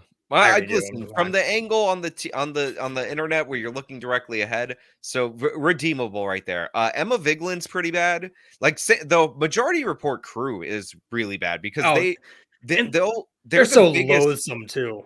Yeah. Yeah, they're the Go big, on. but they're also garblers. Like, if you say something, like, when it goes into their head and they repeat it Oh like yeah. a week later, it's totally different. Y- And they're nasty. They're nasty in the way they like refer to their friends. So like, I've been watching some of their stuff, and like the amount of shots that they take at like Anna Kasparian for mhm. like being realistic on crime, it's like super nasty and like pernicious because it's always like, oh, if you're on the left, then you shouldn't be falling for this. You shouldn't be suckered in. Or, even if you think the left is wrong on this, then why are you talking about it? Like, it's all like there's a lot of like things that you notice of like how they stealthily attack Y- people that they consider to be like friends, I would you know. say in a personality or as far as like a combination of worst personality and worst takes, majority port is the worst because they're oh my god, they're such fucking just they're so the way they talk about things just grates me, but also it's just like just the dumbest leftist bullshit. There's a thing I'll have to tell you about. Like, so I did the stream with Sam Cedar, Yeah. and I ended up screen recording their thing with OBS in Okay. order to play it over my stream. There's a reason for that. It was not supposed to be set up that way. but it was like like real petty shenanigans behind the scenes that I haven't made a video, I haven't discussed in a video or whatever, but I'll tell you about it. It's like but just be prepared. Like the crew is super petty and childish. Yeah. I mean, just look at the way, look at the way they deal with their public rivals, like Dennis Prager and the whole Steven Crowder thing, whatever. But it's like, I don't know. I think they're petty like that. But if you had said hottest YouTuber, I would say Jessica Burbank. Of course, I'm also excluding from your question like the straight up tankies like Jackson Hinkle and Second Thoughts and Hakeem. Those people are worse. Listen, I've met Jackson Hingle in person, and he's Okay. a nice enough guy, but like MAGA communism, need I say more? Yeah, what is that? Oh, and as far as the best, like obviously, like Anna Kasparian unblocked me on Twitter, and I said that I would become her best friend if she unblocked me on Twitter. So Mhm. therefore, she's clearly and obviously the best lefty. There you go. And that's how But you got her endorsement for your channel. That's why she did the "You Give Me the Money." I got that from the membership video too. Like membership at TYT has its benefits. It has its privileges. Yeah. Unfortunately, they weren't paying people for Twitter when I released the video of her calling Aaron Mate out. Oh man, I would have made some bank there. Okay, a long story short, $2. Thank you so much. How will the left spin Venezuela colonizing half of Guyana? They'll blame. Guyana, but I already know the answer to this question. They're going to blame America. No, do you not know? No. They're already doing it. Oh, Guyana is a colony already, so they're decolonializing it by invading it. If you guys don't know, like okay. that's already the narrative. And by the way, the reason why they're taking it over is because it's oil rich. Had America invaded an oil rich country, even if they didn't take the oil, then that would be considered completely unacceptable. But Yeah. like doing it to Guyana is fine because Guyana is a colony. Meanwhile, Venezuela is a colony. There's a reason why they're speaking Spanish, but Right. whatever. Like, Okay, $5 super chat from Andrew Aldrich. Thank you so much. Sean, you have to cover the crime vid Today I Found Out, released yesterday. It's full of goofy stuff, including praising no cash bail. Oh, the, so the I've never crime. heard of that channel. Today I Found Out. Oh, it's from a show called Today I Found Out. Okay. Check it out, Sean. Yeah, I'll check it out. Right. Apparently, somebody wrote that Brianna Joy Gray or Greyjoy. I always mess that up. She's Joy Gray. She's not from the Iron Islands. Yeah, unfortunately, but she would be way more likable if she was. But apparently, somebody wrote earlier that that she had like said that all my talking points on crime are false, and I'm like, I wonder if she said mine like specifically, or Right. like just similar ones. Because when you first said that, that's the impression I got. I'm like, Brianna Joy Gray talked about you. Crazy. Yeah, that's what I But saw in the chat. I was like, she, maybe. I don't know. Fraud files for 4.99. Thank you so much. Do you thinking China will collapse like Zion predicts, or like more like a gradual stagnation like Japan? How would the left react to either? They have a big demographic problem in China because of the one child policy, and there are more men than women, which is not usually a good recipe for a healthy society. Um, are they going to collapse? Probably not. They're too much of a police state, and I don't think there's one thing the Communist Party doesn't like. It's disorder and like mayhem. Yeah. So no, I think they are. We're seeing the beginnings of their stagnation. I think what they're doing is unsustainable. So I think it's going to be more like Japan. Yeah, I think they'll I think they could stagnate easily, and I guess that would be more similar to Japan. Remember Xi has like instituted more economic controls lately. Like, it was like when he got the president for life thing, Mhm. which was stopped before to prevent somebody from becoming Mao. He Mhm. actually started acting a little bit more like Mao and like getting Yeah. more control over the economy. So there's definitely like economic issues. Like you look at their ghost cities and like all this construction that looks great on GDP that like Mhm. you're Nobody clearly lives in them. wasting resources. They're building another big one too. Yeah. But and Have you seen the videos of like the people who go up to these buildings and then they'll grab like a little piece of concrete and then they'll peel off like a huge section of the wall just by that, like how poorly built some of these places are? no, I haven't. Oh, you gotta watch them. Like they're ridiculous. Okay. So back in the day, It was like 2012 or something like that. Vice had a TV show on HBO that was actually pretty good. They did some interesting stories. And one of the stories was a guy went and visited a bunch of these cities and he did like a deep dive on it. But that stupid motherfucker rode an elevator in one of those buildings. Like I'm not even joking. A woman literally died doing that because she was the only one to live in one of those buildings and she rode an elevator and it got stuck, and go figure, there was no one there to get her out. So it's like, what are you going to do? But yeah, China, I think there's a big China bubble. Have you heard Richard Wolff's defense of the ghost cities? No, I have not. He spun it as, oh, they have this growing population and the building stuff to, I'm making him sound like Bernie Sanders, whatever. Mm, The building stuff to accommodate them. It's like, no, they're not, you fucking idiot. They're literally displacing people who live in the countryside to build these cities, you fucking yeah. moron. It's like a thing where the way that they structure their government, like they can't raise the local governments can't raise money off of like agricultural land, Okay. but they can raise money like taxes off of like new construction, and they're allowed to like rezone land for new construction. Hmm. So like they constantly do that so that they can like increase like their spending power as a Yeah. government. It's like it's pretty stupid. But yeah, I'm not surprised that Richard Wolff defends that. I mean, Richard Wolff is like, communism is what saved China and saved Russia. Yeah. But he just wants to democratize workplaces. Remember that. He's definitely not for planned economics.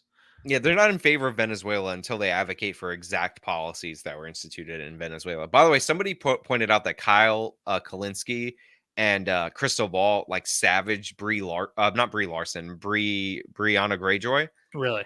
in that conversation where they're talking about Biden. Hmm. And, like, Kyle was defending Biden, and he's like, "Listen, I expected nothing from him, but, like, based on my priorities, like, he's actually done a decent job." And, like, Hmm. she was like, "No, like, burn it all down," and, like, basically kinda thing. So, in that moment, Kyle was better than Brianna Joy Gray. Well, there you go. Like you said, it's not, personalities are more dynamic about, and like then switching them into left or right. But yeah, he was more sensible than her. There are some people that are reliable for a bad take always, no True. matter what the issue is, no matter how absurd it is. Like, I remember they did a thing on The Hill Rising with that guy in New York. He had sucker punched some old lady, but he had finally been arrested because he beat up an MTA worker with like a brick randomly. Like 40 arrests, a bunch of these are on video, unprovoked assaults or whatever.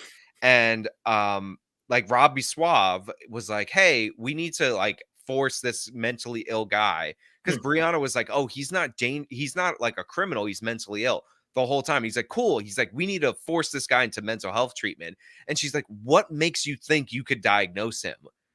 And it was like, he's like, "Well, what do you mean?" He's like, "We got to force this." He's like, "You were just saying he was mentally ill, so he's not responsible." And she's like, "Yeah, Hmm. but you can't force him in there. You don't know his condition."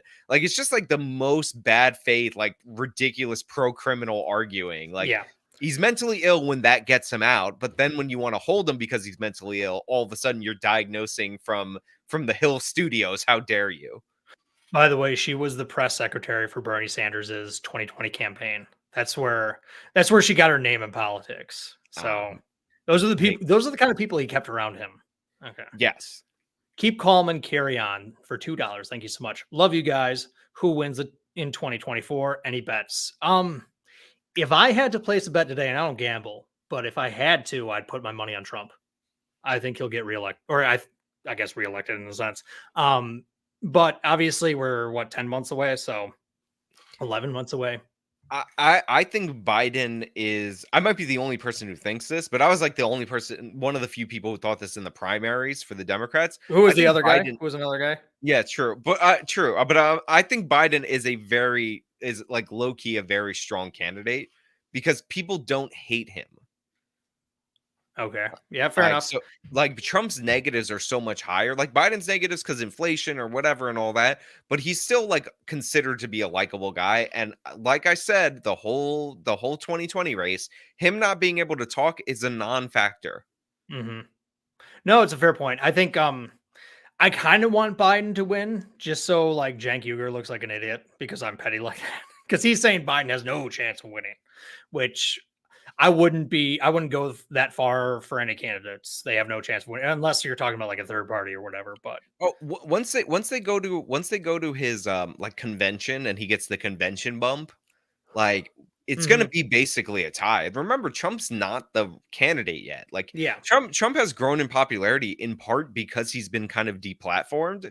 So Mhm. people don't see the negative things about Trump that they don't like. They just Yeah. hear like that they never hear from this guy again and he's getting arrested and it kind of makes him look like a victim.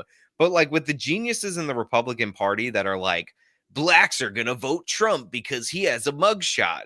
Like Right. you realize that they're not really working this campaign. Meanwhile, Biden, even though he's getting criticized by the left for this, he's moving up the South Carolina primary so that black people could have more influence in the Democratic Party. So Mhm. he's like You mean actually shoring up his base. they're rigging it, Sean?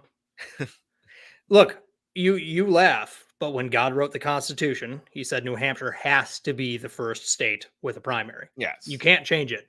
It's so funny to listen to progressives make this argument from tradition when Yeah. they talked about moving the Well, primaries around. it's so funny because the progressives were making the argument, and you could go find the articles that like Iowa and New Hampshire are not good states to do the start of the primary because No. they're too white. And like people were pushing, like if Nevada, which was a pro Bernie Sanders state, was moved up because and they said it was for racial demographics because it's like good Latino population, good white population, good black population, they would have no problem No. with it. But No. because Biden won South Carolina, they're like, "Oh, this is horrible." Even though they would accept that reasoning for anything. I mean, remember, they were mad that California was moved up to Super Tuesday. Yeah. They were like, they're rigging it for Kamala Harris, which Mhm. was the intention to give her Yeah. a better chance of winning. And she dropped out before Iowa.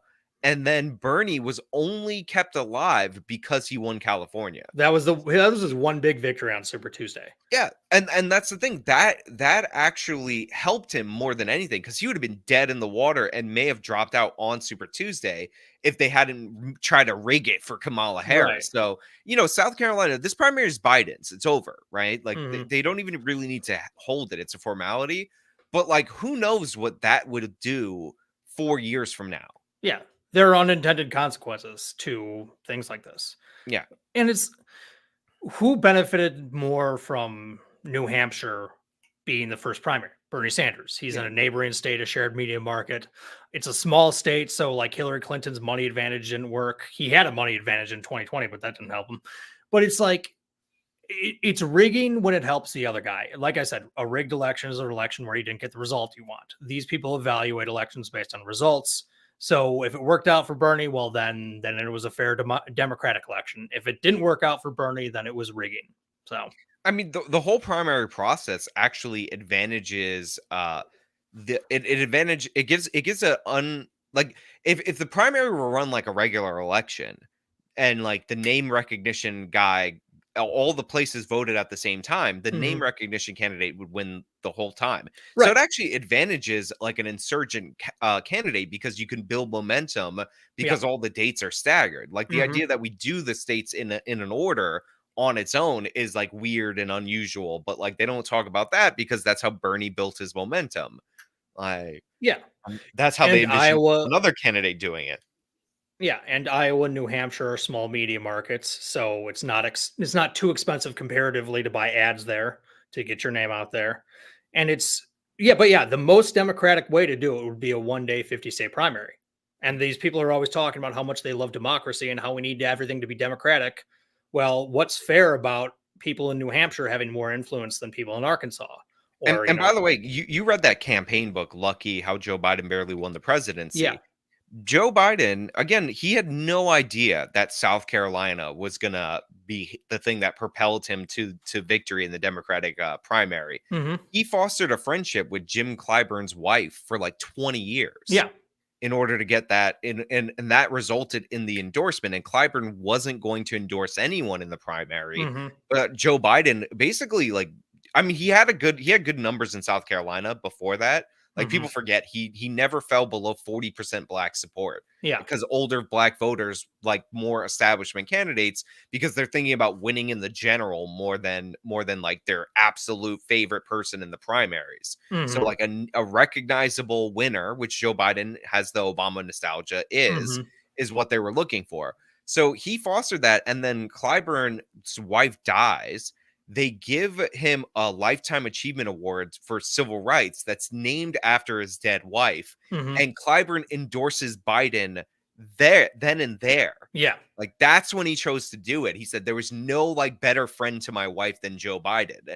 And that's like the little personal behind the scenes thing that like you never know. But like, if you're a good politician, you pay attention to those details that ended up making him president. Like, being Hmm. friends with that woman made Joe Biden president. Yeah.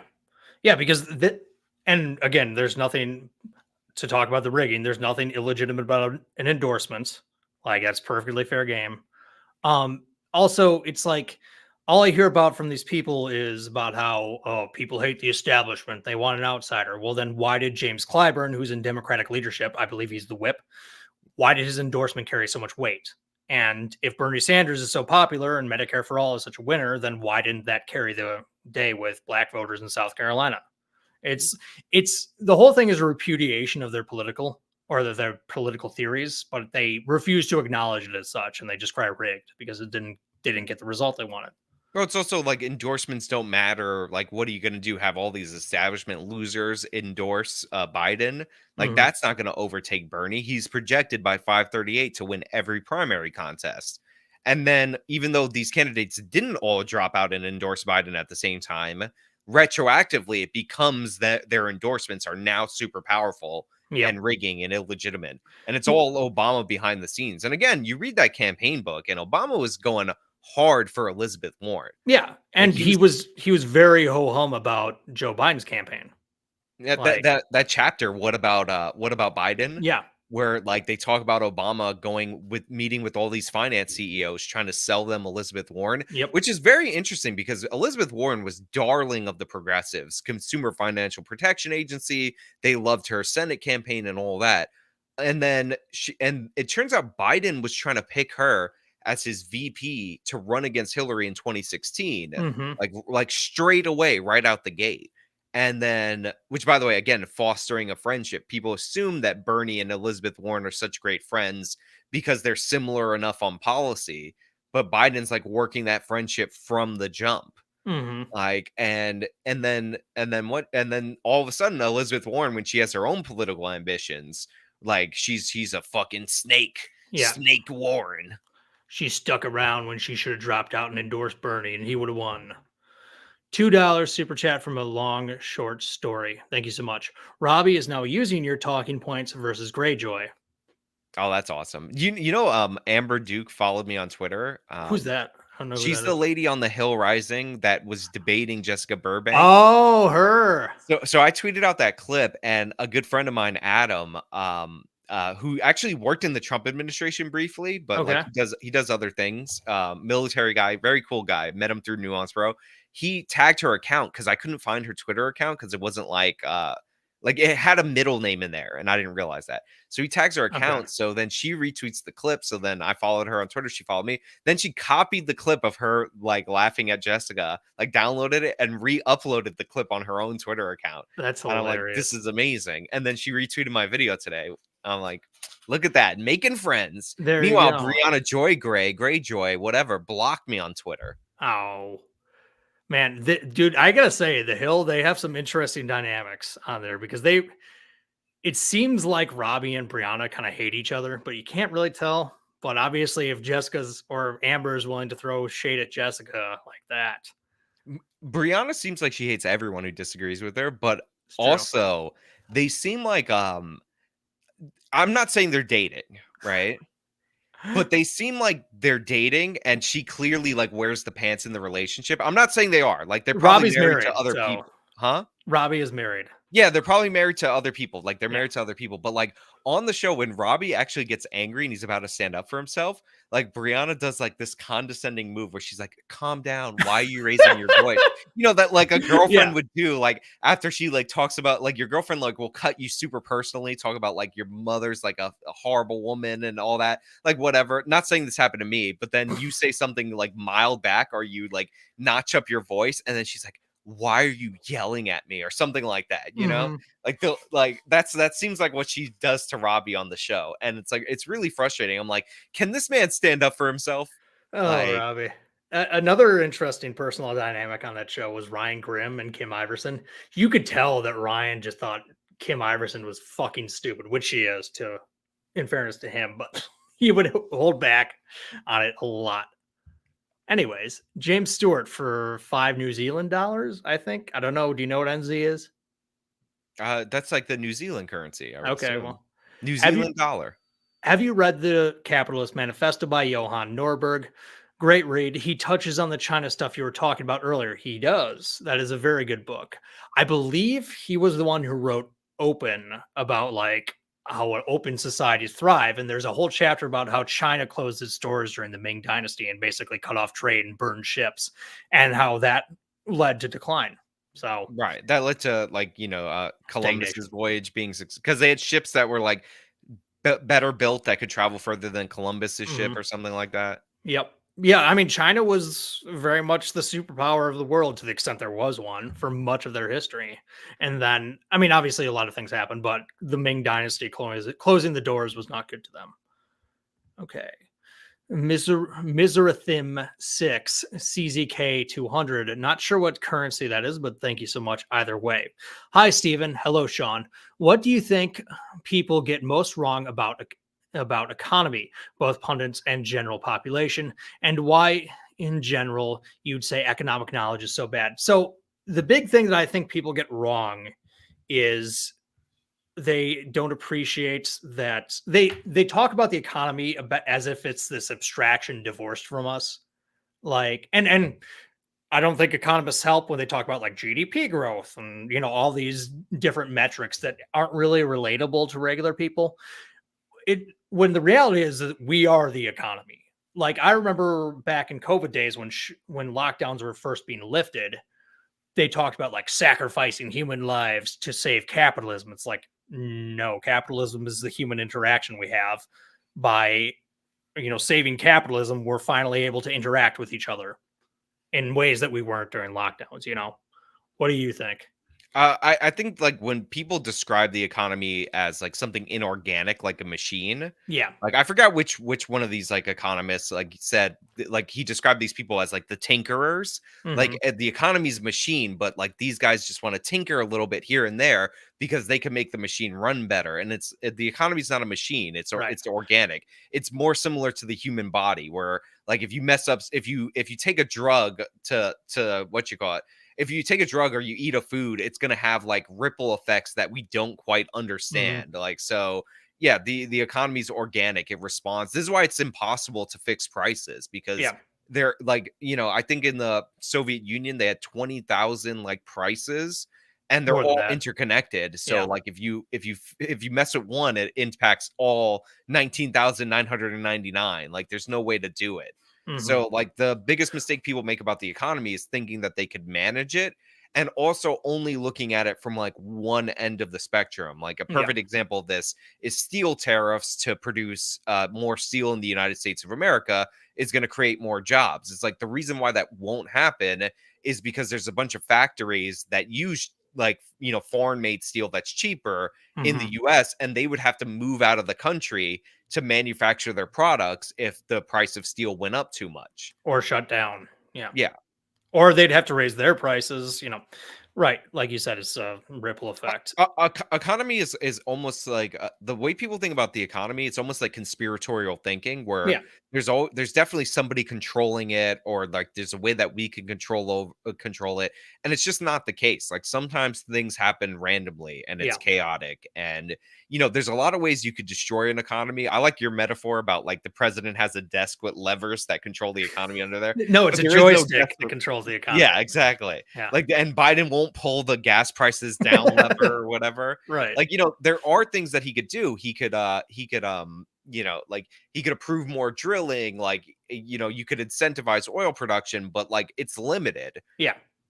Yeah, oil is a globally traded commodity. So we can drill more here, but like if the EU is trying to switch to EVs and they really go a long way in doing that, that's going to affect oil prices, right? More than other things might.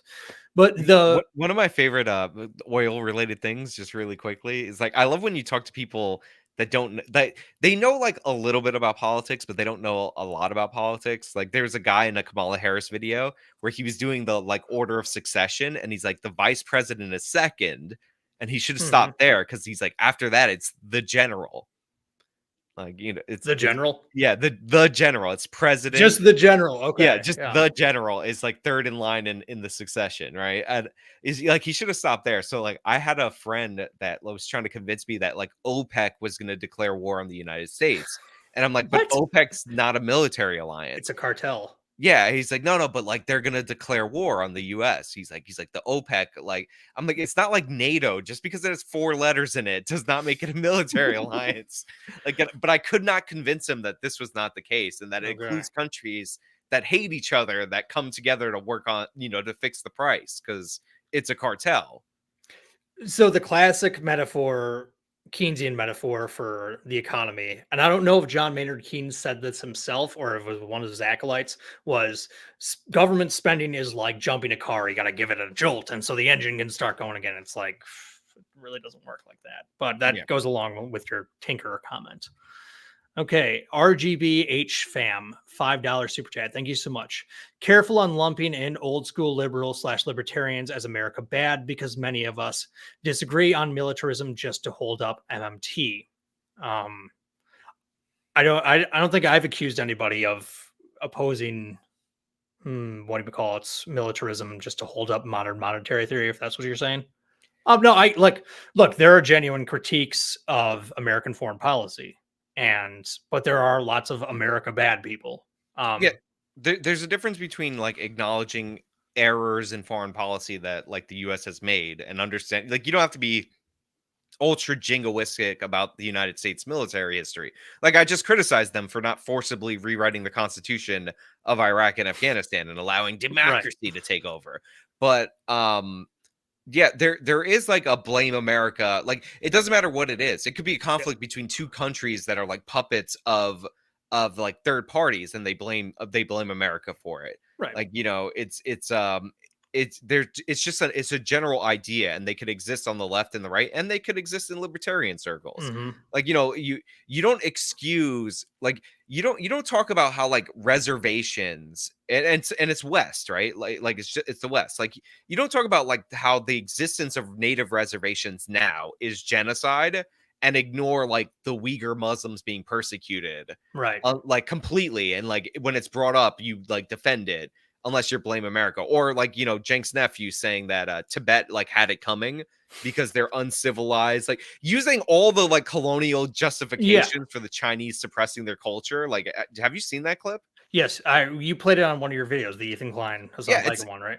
like you don't do that and then at the same time say like anything that the United States does for the Native American, like even today, like even if it's a mild slight, is somehow like genocide or whatever, cultural destruction. Hmm. Like unless you're a blame America type, like if you can't consistently view the world, Hmm. like then you're in that category. Yeah. Agreed. Potato has a smiley face for 20 NOK. I think that's the currency in Iceland and That's some Norwegian kroners, I believe, if I'm not mistaken. But thank you for your smiley face, Potato. I will smile back at you. See? All right. UM536 vids 199. The economy is the oldest form of AI. That is an interesting analogy. it's collective consciousness. Yeah. It is a superorganism that you can't control. So, and everyone who has tried has failed. Yeah. Yeah. So, I mean, you could mess it up, yeah. that could happen. And if you're Trump, you're a master of the economy and you could just make jobs appear out of nowhere. No one was better at working the joystick than Donald John Trump. He What's funny about that is like most of the like he had people in his administration. Like one of the things that Trump did that's positive for the economy, Trump did, like his administration did, Mhm. is that like he appointed people to the like these federal agencies and kind of acted like a lightning rod because he was always saying something stupid on TV. So Mhm. nobody noticed that a bunch of these like regulatory agencies were like pulling back a lot of costly regulations. Like Yeah. he's actually he maybe when it was all said and done, he actually reduced the Federal Register. Mhm. Like, I could think of notable places where he increased tariffs or regulations in this category, But on net, like even though George Bush is considered the great deregulator, he actually added more regulations. Trump actually moved a bunch of regulations away, and like he was aiming for like 2 to 1 or something, and it was like 22 to 1 at Yeah. some point of like regulations removed versus instituted, like something like that. And I Hmm. remember Obama very famously had a speech where he talked about getting rid of regulations, and one was like that treats spilled milk like on a farm like an oil spill. And like he says that and everybody laughs, right? And then he's like, "Oh, and then he has it's a good joke where he's like, we have different agencies that control freshwater salmon versus Yeah. I remember saltwater that. salmon." And if it's smoked, it's a whole other agency, right? Like it's a great joke. But the thing is, like 2 years later, all those rules were still in place. Yeah. Like you still needed oil spill stuff for if you were milking cows. Like it's crazy. Okay. Do you want a funny story about how, or do you want an example of how like granular and stupid regulations can be? Yes. Okay. What is a Kit Kat? Oh, it's candy or food. I know. I think I know this one. Do you, okay. Well, what is it? I would put it as a candy, but in It is a cookie, technically. The oh distinction being candy is taxed. It's sales tax. Food is not sales taxed. So a Kit Kat does not have tax on it. At least it shouldn't. That maybe the place you go it does, but it should right. not. Because look, I get it. We don't want people eating sugary bad stuff that's free. That's why candy's taxed. But ice cream and cookies and donuts are not, which is ridiculous. But it just the again, it's you're talking when you talk about regulation. I'm not saying we shouldn't have any regulations for anything. You are trying to control the superorganism, just Right. with a softer touch than economic planning. So it's it's central planning by proxy, I would say. Yeah, You're no, I don't have that candy tax in New York City, but okay. I know that the candy versus food thing, but I forgot that yeah, it's technically a cookie because it's mostly like, cookie. The chocolate's just on top. Yeah. But that's the problem with anything in terms of law. Like, people say they want to ban like adult content. That's a big thing on the religious online, right? Hmm. And I'm like, cool, define it. Yeah. Like, what about that calendar that they released? Did you see that? No comment on the stupidest hoax of people fighting over on Christmas over the stupid calendar. But like, some people might consider that adult content. Yeah. Well, I meant like, you know what I mean? Like, I'm just not using the word for the demonetization fairy, but like Right. they want to ban it. I'm like, well, it's just you're just filming naked people. Like, so it does that ban go down to like personal tapes that people make? Does that ban go to like movies that have nude scenes, like Right. that have simulated scenes? Like it's like people don't realize like that you have to define all this. And right now, like the Supreme Court has that standard where with like smut where they're like, I know it when I see it. Uh-huh. But like if you want to ban something, that's not you have to actually define it, which Yeah. is I can't wait for those laws where they do that. Did you know what I was referencing when I said that calendar? You're talking about the ultra right calendar, right? Yeah, that the Yeah, the right beer wing dad calendar. one. Yeah. It Yeah, was no, I know people were fighting with the redheaded libertarian on Twitter over it. On Christmas, that's when they started this fight. people need to get lives. Don't live I your life online.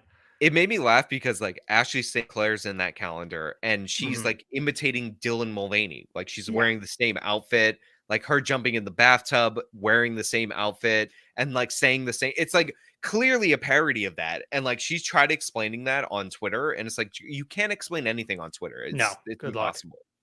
The On Twitter, people will read context into what you say totally, even if it's not implied or anything. Like they just assume they know what you're talking about. And it's 280 characters or whatever, but it's like it's the worst communication platform there is. The company that this is when like first of all the whole thing was stupid, but Mhm. this is when it like got peak stupid when people were like, oh, they're trying to sell e-girls to conservative dads, right?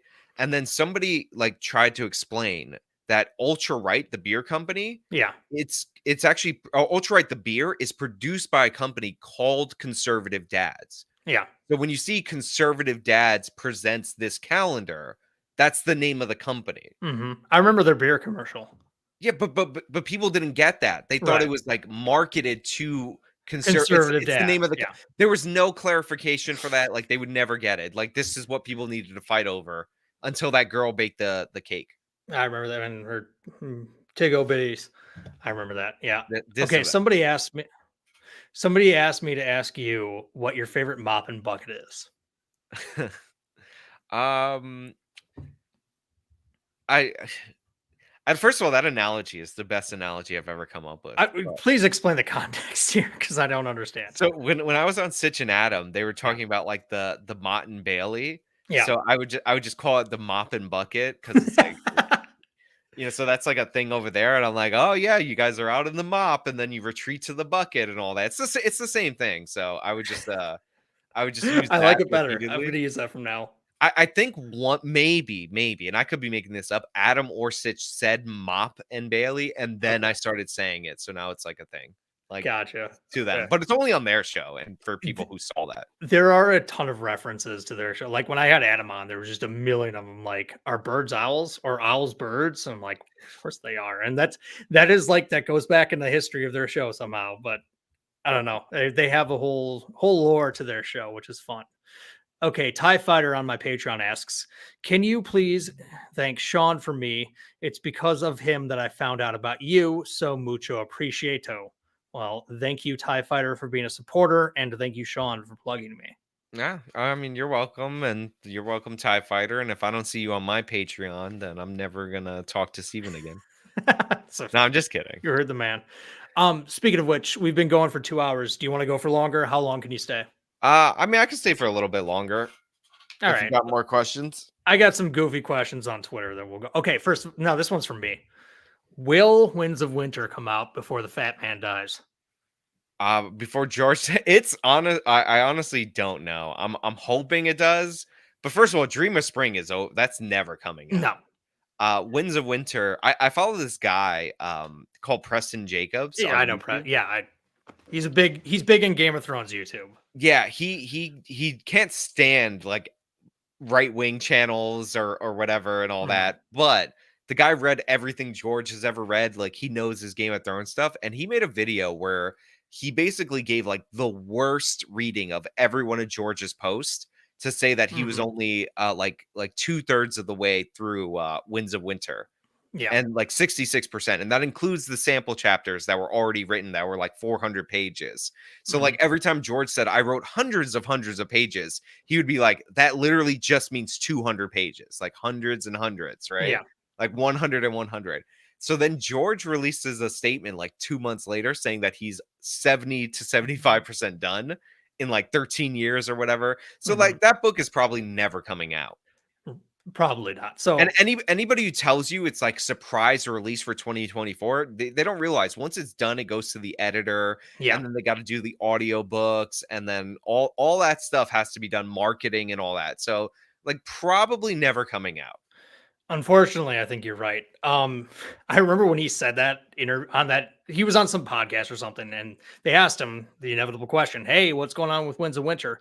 And he said, it's 75% done. One of my favorite comments was somebody was like, "This has a I'm 5 minutes away when you just left energy," because Yeah. that's totally what it had. But so for those who don't know, George R. R. Martin is the guy who wrote A Song of Ice and Fire is the name of the book series. And Yeah. Game of Thrones is the first book, which the television series was named after. And it's supposed to be 7 books, and he's released 5 so far. And he is a slow writer. He's also old. He's like 70 something, and he's fat.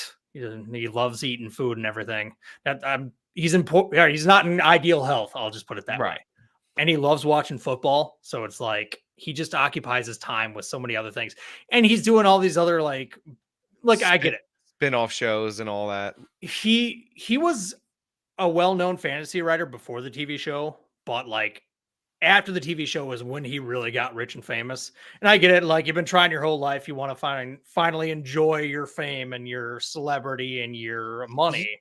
he was like not successful until the second A Song of Ice and Fire books. Like Mhm. he had written for TV, he had some award-winning short stories, but he was all like his writing pace was so much faster Yep. because he had he had to write to actually eat. Yeah. right? Like to actually live. And then he became so famous from Game of Thrones. Yep. So much money, royalties, all of that.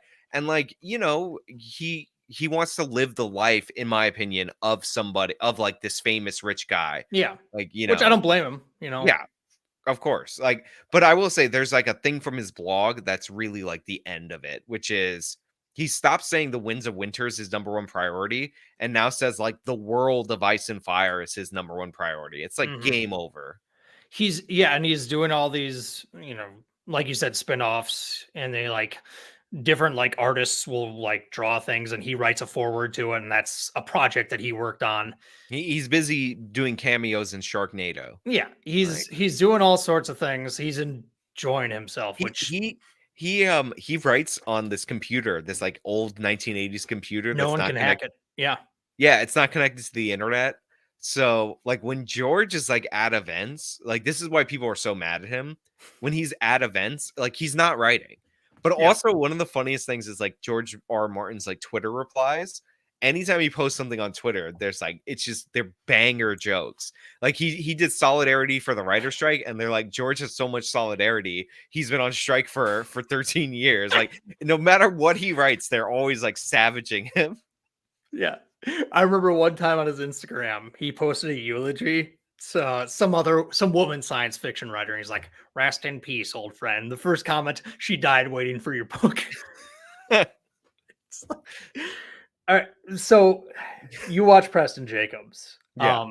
I enjoy his theories, and like he has thought about so there are a lot of lazy like Game of Thrones theories. Is like, is Hota secretly a Targaryen? And like they don't have any proof. They just make the title and they get the clicks off that. But like, goddamn, Preston thinks his shit through. And I don't even think he's right about everything, but you Yeah, know, it also does a like a lot of theories that are the really bad Song of Ice and Fire theories are this character is that character, yeah, but also it does nothing for the story. yeah, Like it's like this guy secretly that guy, and then it's like and it's like that's it. That this is that character. yeah. And Howland Reed is the High Sparrow. what's interesting is he has a theory about Rob's letter. Let's really get in the weeds on this, right? He has a Yeah. theory about Rob's letter, and it's that Rob's letter names Catelyn as his Hmm. heir, not John, right? Yeah. I don't know if you've seen his like reasoning for that. Yeah. So I was thinking about it because it's like it is true that he wants somebody with Stark blood, but also can keep the Riverlands, right? So I Uh-huh. actually like started going over the books again, like with that in mind, and I was like, you know what? I actually think that the letter, like, who knows how it will come out, right? Yeah. But it would actually make more sense for him to name John the heir on the condition that he marries Catelyn. Because Mm. another thing that's like super constant throughout the books, and I know it sounds weird in terms of the show because they're all older, Hmm. but they talk about Catelyn's fertility over and over and Yeah. over again throughout there, that she could still deliver heirs. One of the first things she thinks is that she could have another son with Ned, Yeah. and like John can't hold the Riverlands, but also following a woman is dubious, and like Catelyn has to have kids. And they Hmm. remind you consistently that Catelyn can produce children still early in the book. Like Yeah. Walder Frey's like, "Oh, I would have married you if I could have another wife." Like, it's like a constant thing. So I actually thought that that was like it was from Preston's theory, Yeah. but like if you read into the thing, it makes sense. I love it. I like that theory. Um, what was I gonna say? Catelyn, and like we know that like that sort of thing can happen because Catelyn was married off by her father, Hoster Tully, to Ned Stark or she was supposed to be married to Brandon Stark, and then he died. So it's like it's a way of sealing alliances. So she knows that's part of the thing. And so yeah, could his letter have legitimized John and been like, "You must marry my mother"? Yeah, and it Possible. also like it's also not that weird. I mean, somebody marries a baby in the story. A lot Yeah. of times when you read the book, like the other people's chapters kind of tell you whether something is true or false in the next chapter, if that Hmm. makes sense. Yeah. Like, so they'll tell you like there's like one where where like and sometimes it sets up drama. Like, so you'll see something with Sansa and the Hmm. Hound will explain his sigil early in the book, like the meaning behind it. And then Arya will be like walking through the woods or whatever, and then she's trying to read a banner to know whether or not it's safe.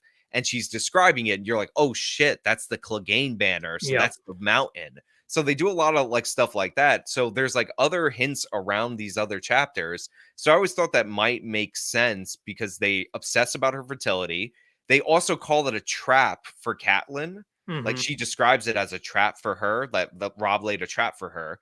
And like that would be a trap. She marries him to a legitimized bastard that she hates. Yeah. Like, and again, it fits in that world. It could never go on in the show. And this is also based on the idea that George he doesn't like wrap anything. No. So like he gives himself wiggle room. So the letter could say anything. Yeah. And I mean, that's part of the reason why the books take so long. So George describes himself as a gardener writer. Yeah. So like he just sort of tends to thing, and characters go where where they want to. Where and obviously he's the one doing the writing, but his characters as he treats his characters as if they have agency of their own. So like, what would John do in this situation? Well, I'm going to write along those lines. And somebody did the math on how big Winds of Winter would have to be Yeah. and it was just like this big of a book. Yeah, Like, or that like you would have to like cut chapters. Have you ever seen the Winds of Winter video? Can't fit in the Winds of Winter, where they're mm, like calculating word count and they're like, yes, John gets 3 chapters, Daenerys gets 4 chapters. Like you have to cut everybody's chapters down because there's too many yeah, characters. But like I hate I've like become like a snob now in my Game of Thrones YouTube. okay, Like, so I hate when the Game of Thrones YouTuber says, like, it's fine that you just said it, that George R. R. Martin is like a gardener versus like an architect. okay, Or when they say George R. R. Martin always says the only thing worth writing about is the human heart in conflict with it's like I got it. It's like a intro to Game of Thrones George R. R. Martin 101. Like I hmm, got it. I got it. George also lies in like every one of his interviews, like yeah, all the time, consistently, and changes his mind and yeah. does all that, you know. So, and that's another thing is he's with the previous books, he wrote like drafts of chapters beforehand, and he makes notes of them when he's talking to his editor. And people have gone through these drafts. He changes his mind a lot. Yeah. And the original series was supposed to be 3 books, just Yeah. 3. And then it got expanded to 7 at some point. And he can't finish the story in 7 books unless there's like aliens come down and zap everybody, and that's the end. Oh, That's that's the other thing that people would hate is that George wraps some stories like super fast. yeah, So he'll write this giant thing, and like you could not be surprised that this story could end in like 2 chapters. Like after all this writing, like that's something you would do. Stephen King, like a lot of some of his stories are like everything blows up at the end. Like it's like the one of the bad endings. Like, so George could do that, but it's it's it's one of those things where like the story got completely out of hand.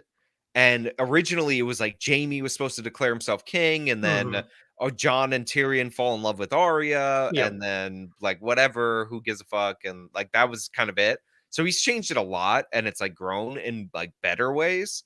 But at the same time, like, once he split A Feast for Crows and A Dance with Dragons, it's kind of over. yeah, dude, that garden is just out of control. Like it's taken over his entire backyard, and like there are weeds in it and bugs everywhere. There's nothing you can do to I, tame it. I actually think the book that really messed it up is A Dance with Dragons, Probably. because he wanted like a 5-year time skip, and Hmm. then like he decided that it didn't work for a bunch of characters, like actually the Ironborn characters, which are in a Feast for Crows. Brianna Joy But Gray. yeah, I can hear you. Brianna Joy Gray. Oh yeah, Bionic Joy Guy. Exactly. It didn't work for her. But instead of like skipping 6 months, because the Ironborn, it could take them 6 months to sail to Marine or whatever. Hmm. He skips like no time. No. So instead of like skipping, it's like a day later. And Yeah. then like that's why Tyrion's theory is so bad. Yeah. Like, And like it's he didn't implement fast travel like the show did. yeah, so like Tyrion's like a Dance with Dragons story is like nothing happens in like Yeah, it's him in on a like ship for two-thirds like of the half of it. chapter. Yeah. And then did you ever see the movie Rat Race? Maybe a long time ago. I don't Okay. I don't I think that George should end it like that movie, where all the divergent plot lines meet at a Smash Mouth concert. That'd be great ending That because would that's be how that awesome. movie ends. Yeah. Yeah, I have my friend listening to the audiobooks, which by the way are narrated excellently by Roy Doctrice, who's Yeah, now who's dead. unfortunately dead. Yeah. Yeah. He And, played the by the way, pyromancer. Harry Lloyd does the Dunk and Egg books, which is really good. Those The are guy who great. played Yeah. He plays Viserys in the show. Mhm. Like, he does a great job, but, so my friend's, like, really into it. He's like, "Yeah," he's like, "It's so much that they cut." He's like, "Why do they do the direwolves so dirty in the show?" And Mhm. it's like, they really wanted to trim down the magic elements. Yeah. And in The some places it works, in other places it's like, you know, like one of the ways that it works is like Stannis has 2 shadow babies in the book, Mhm. and in the show, because you can see things, because the first one it goes away and you don't know what the hell It's happens. totally ambiguous, yeah. Yeah, or it's actually the first one shows up and kills Renly in Yeah. Catelyn's point of view, and then you see it birthed in the second one, which is like the scene from the show, but Mhm. that kills a different character. So That it kills, makes like, sense yeah. television-wise to combine those. Yeah. That's how, yeah, he takes over Storm's End or something like that Yeah. with, yeah, the Shadow Baby, and it's like the Castellan who dies from that. Which is, like, one of the worst, like, uses. You can only use 2 of these unkillable shadow babies. I know. Like, Let's take this random castle. yeah, one is kill Renly, and, like, you then get basically his entire army minus the Tyrells, and get rid of one of your rivals that actually in a vision, you get killed by Renly, so very, very good use right there. And the second one is this old man Castellan, like, won't yield, and, like, you don't wanna Yeah. storm the castle. That's like that's the only thing. The only worse use was Arya's 3 kills. She had like the automatic kill switch, and she should have used it on like Tywin Lannister and Joffrey. And instead, she was like, "Kill this random thug," because she didn't like him or whatever. It's like, "That guy says he'll beat me up." Yeah. John Henley, 4.99 super chat. Steven, will you stream with Nuance Bro at some point? Of course I will. Nuance Bro, you want to come on and talk about immigration at some point? I think I'll we ask him. disagree on that. I'll Yeah. ask him for you if you want him on. I have means of communication with him, so I'm sure he'd be receptive to it. But The yeah, Persian menace himself. Camel Joe or Joe Camel, excuse me. Oh, disavow. No, it's just because of the sunglasses. He doesn't actually look like Joe Camel. He just happens to have the same sunglasses. Yeah. But But yeah, yeah, like I would what you call it? I would recommend watching that Preston whatever guy, Preston Jacobs, sorry, and the Red Team Review guy, even yep, though they would like easily call me like a right-wing yeah, grifter they or would whatever. call you a grifter. But you know what? Honestly, I did agree with them Hmm. after like reading the books that hair color and eye color matter so much more Oh, in the book story than yeah, like skin color. hmm, And like the fact that the Tullys are not all I'm sorry, the Stark kids are not all redhead. yeah, Because like part of the reason Catelyn hates John is that he looks like the true born heir of Ned Stark. yeah, And like none of her kids, minus Arya, look like that. yeah, They're all redheads. They're hmm. gingers. And I would hate gingers too if I was Catelyn. But yeah, because then one of the reasons why hair color and eye color matter is because genealogy matters so much. It's like because it's a hereditary monarchy system. So I mean, the whole Baratheon thing is a hair color, eye color yeah, thing. Like the seed is strong. Like you need to have the black hair, and you know, like they don't have that. The black hair and the blue eyes in a world where blue eyes are a dominant trait when they come from a Baratheon. Like, hmm, yeah, yeah. So another question from Twitter. Where was it? Oh, I'm trying to look for something we didn't cover. Uh, Opinion on right to work laws. Do you have any thoughts on that? I Oh wait, think no, no. Here's a better one. Why did Sean steal that lady's driveway? What does that mean? I did a video on a woman whose driveway got stolen. How do you steal a driveway? Exactly, that's the whole reason I did a video on it. Like, normally I do videos, I'm like, listen, I wanna do something that has a broader policy, like, this is how we could prevent that." But Hmm. occasionally, I'll get sent a story that's, like, so absurd I have to cover it. So, it's a long driveway. It's like, in Florida, so it's like 70 feet of driveway, and they just stole it, Okay. and they're like, "We think it's a part of a scam, but we don't get the scam." Like, they took the driveway and then profit? Yeah. Why would you take someone else's driveway? What are you gonna do with it? Exactly. So people were trying to say, "Oh, it was a mistake. The construction worker had the wrong address." And I'm like, "Listen, that's no fun." Okay? Like, that's not entertaining. I wanna know why they stole it. That is very bizarre. That's the weirdest story I've heard this year. So, Wow. No, I didn't think I would be looking at it, and then I come up with the conspiracy, theory that the, local news reporter stole the driveway. I'm okay. sorry, the realtor stole it. Oh, Yeah, based on many episodes of Scooby-Doo, like something property owner, property values, it, something ghost, well, yeah. whatever. Was he wearing a ghost outfit? It was a lady, but yeah, her name Okay. was also Rocky, and I'm Oh, like, this sounds like they removed it from the earth, and that's where rocks live. okay. So here's just a general one. If you could live anywhere on Earth, where would it be? And if in the US, what would be your second choice? Consider that you know the language and of whichever place you choose. I mean, so I have never been to Ireland, but I actually thought about doing the grandfather clause to get like dual citizenship so I could go live there if I wanted to. Okay. Like, because they have that.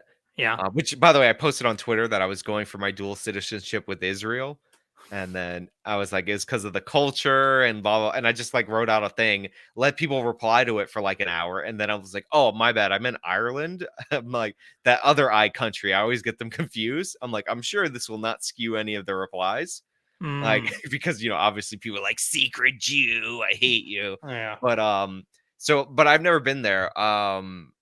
There's, like, a lot of states that I could live in, like, I Hmm. feel like, other than New York, but also, like, I could live in them in, like, certain months. Like, Yeah. Texas, beautiful in October, like, those fall nights are amazing. Hmm. Texas in August, no, Oof. My horrible. my big kind of caviar dream that's actually attainable would be to have a place in Wisconsin where I live from, I don't know, Memorial Day to Christmas, and then have a place in like Arizona or Florida where I live during the winter months. A That would be my ideal.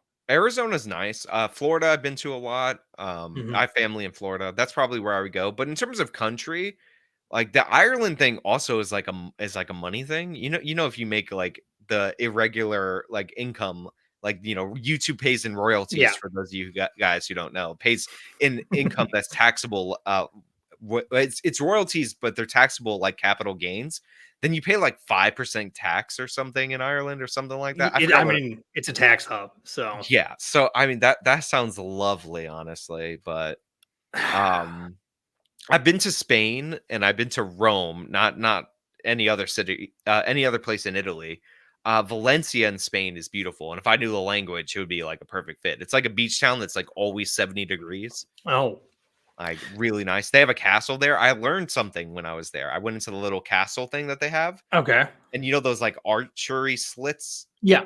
Like, so you can't see nothing from the outside. You That's might know because you this because stand you're like smart. that, right? Yeah, well, when you go inside, it's like you could see the whole field, so you Yep. understand, like, how devastating archers could be and all that. So, Was there a vagina monster in the castle? no, unfortunately. Okay, It was just the outer pillars and, like, the town is, like, built around, like, where the castle would be, but that's they cool. got some towers. So, if money wasn't an object and I just had just billions of dollars, I would live in Dubai because that's like a billionaire playground and they Right. have American fast food there, so why not? Um, And you can get any Instagram girl if you this want is by true. Exactly. sliding Yeah. into her DMs. I think Switzerland would be a cool country to live in. Just quick question. Have you ever read the stories of the girls who go to Dubai for like $100,000 or whatever No, for like a week? they would Yeah, depress me. look up some of those articles. They have to be written anonymously because they sign NDAs. Sure, but man, to be rich. Anyways, John Hendy, again for 4.99. Thank you so much. Would you be interested in bringing Lauren Southern on to talk about the very dirty laundry within the right wing movement that she's revealed? So I don't know if this is for me or Sean, but I if I was ever to talk to her, it probably wouldn't be about that. But I don't really know her. Sean, you know her. Would you talk to her about that? Um, I would like a lot of that stuff is like personal, like for her and all Yeah, that. Listen, I've met Lauren a few times. She's actually like one of the sweeter people in the entire space. And I assumed, and I think I told her this, and I think I tell her it every time I see her. that I assumed she would be a horrible person. Like, I expected that, Yeah. because she got so famous at, like, age, like, 21, Hmm. like, that you would think she'd be a terrible person, but I guess that Canadian politeness, like, really shines through because she's very sweet. So I would probably not have her on a stream to talk about, like, "Hey, what are the worst things that happened to you in conservative media Right. spaces?" And, like, who really backstabbed you? It, But, it, you know, she's talked about that publicly. Like she made that documentary, or I don't know if you call it a she documentary, but that she like specifically basically, doesn't call it a documentary. She's like, "It's a 3-hour video," or whatever okay. length it is. Yeah.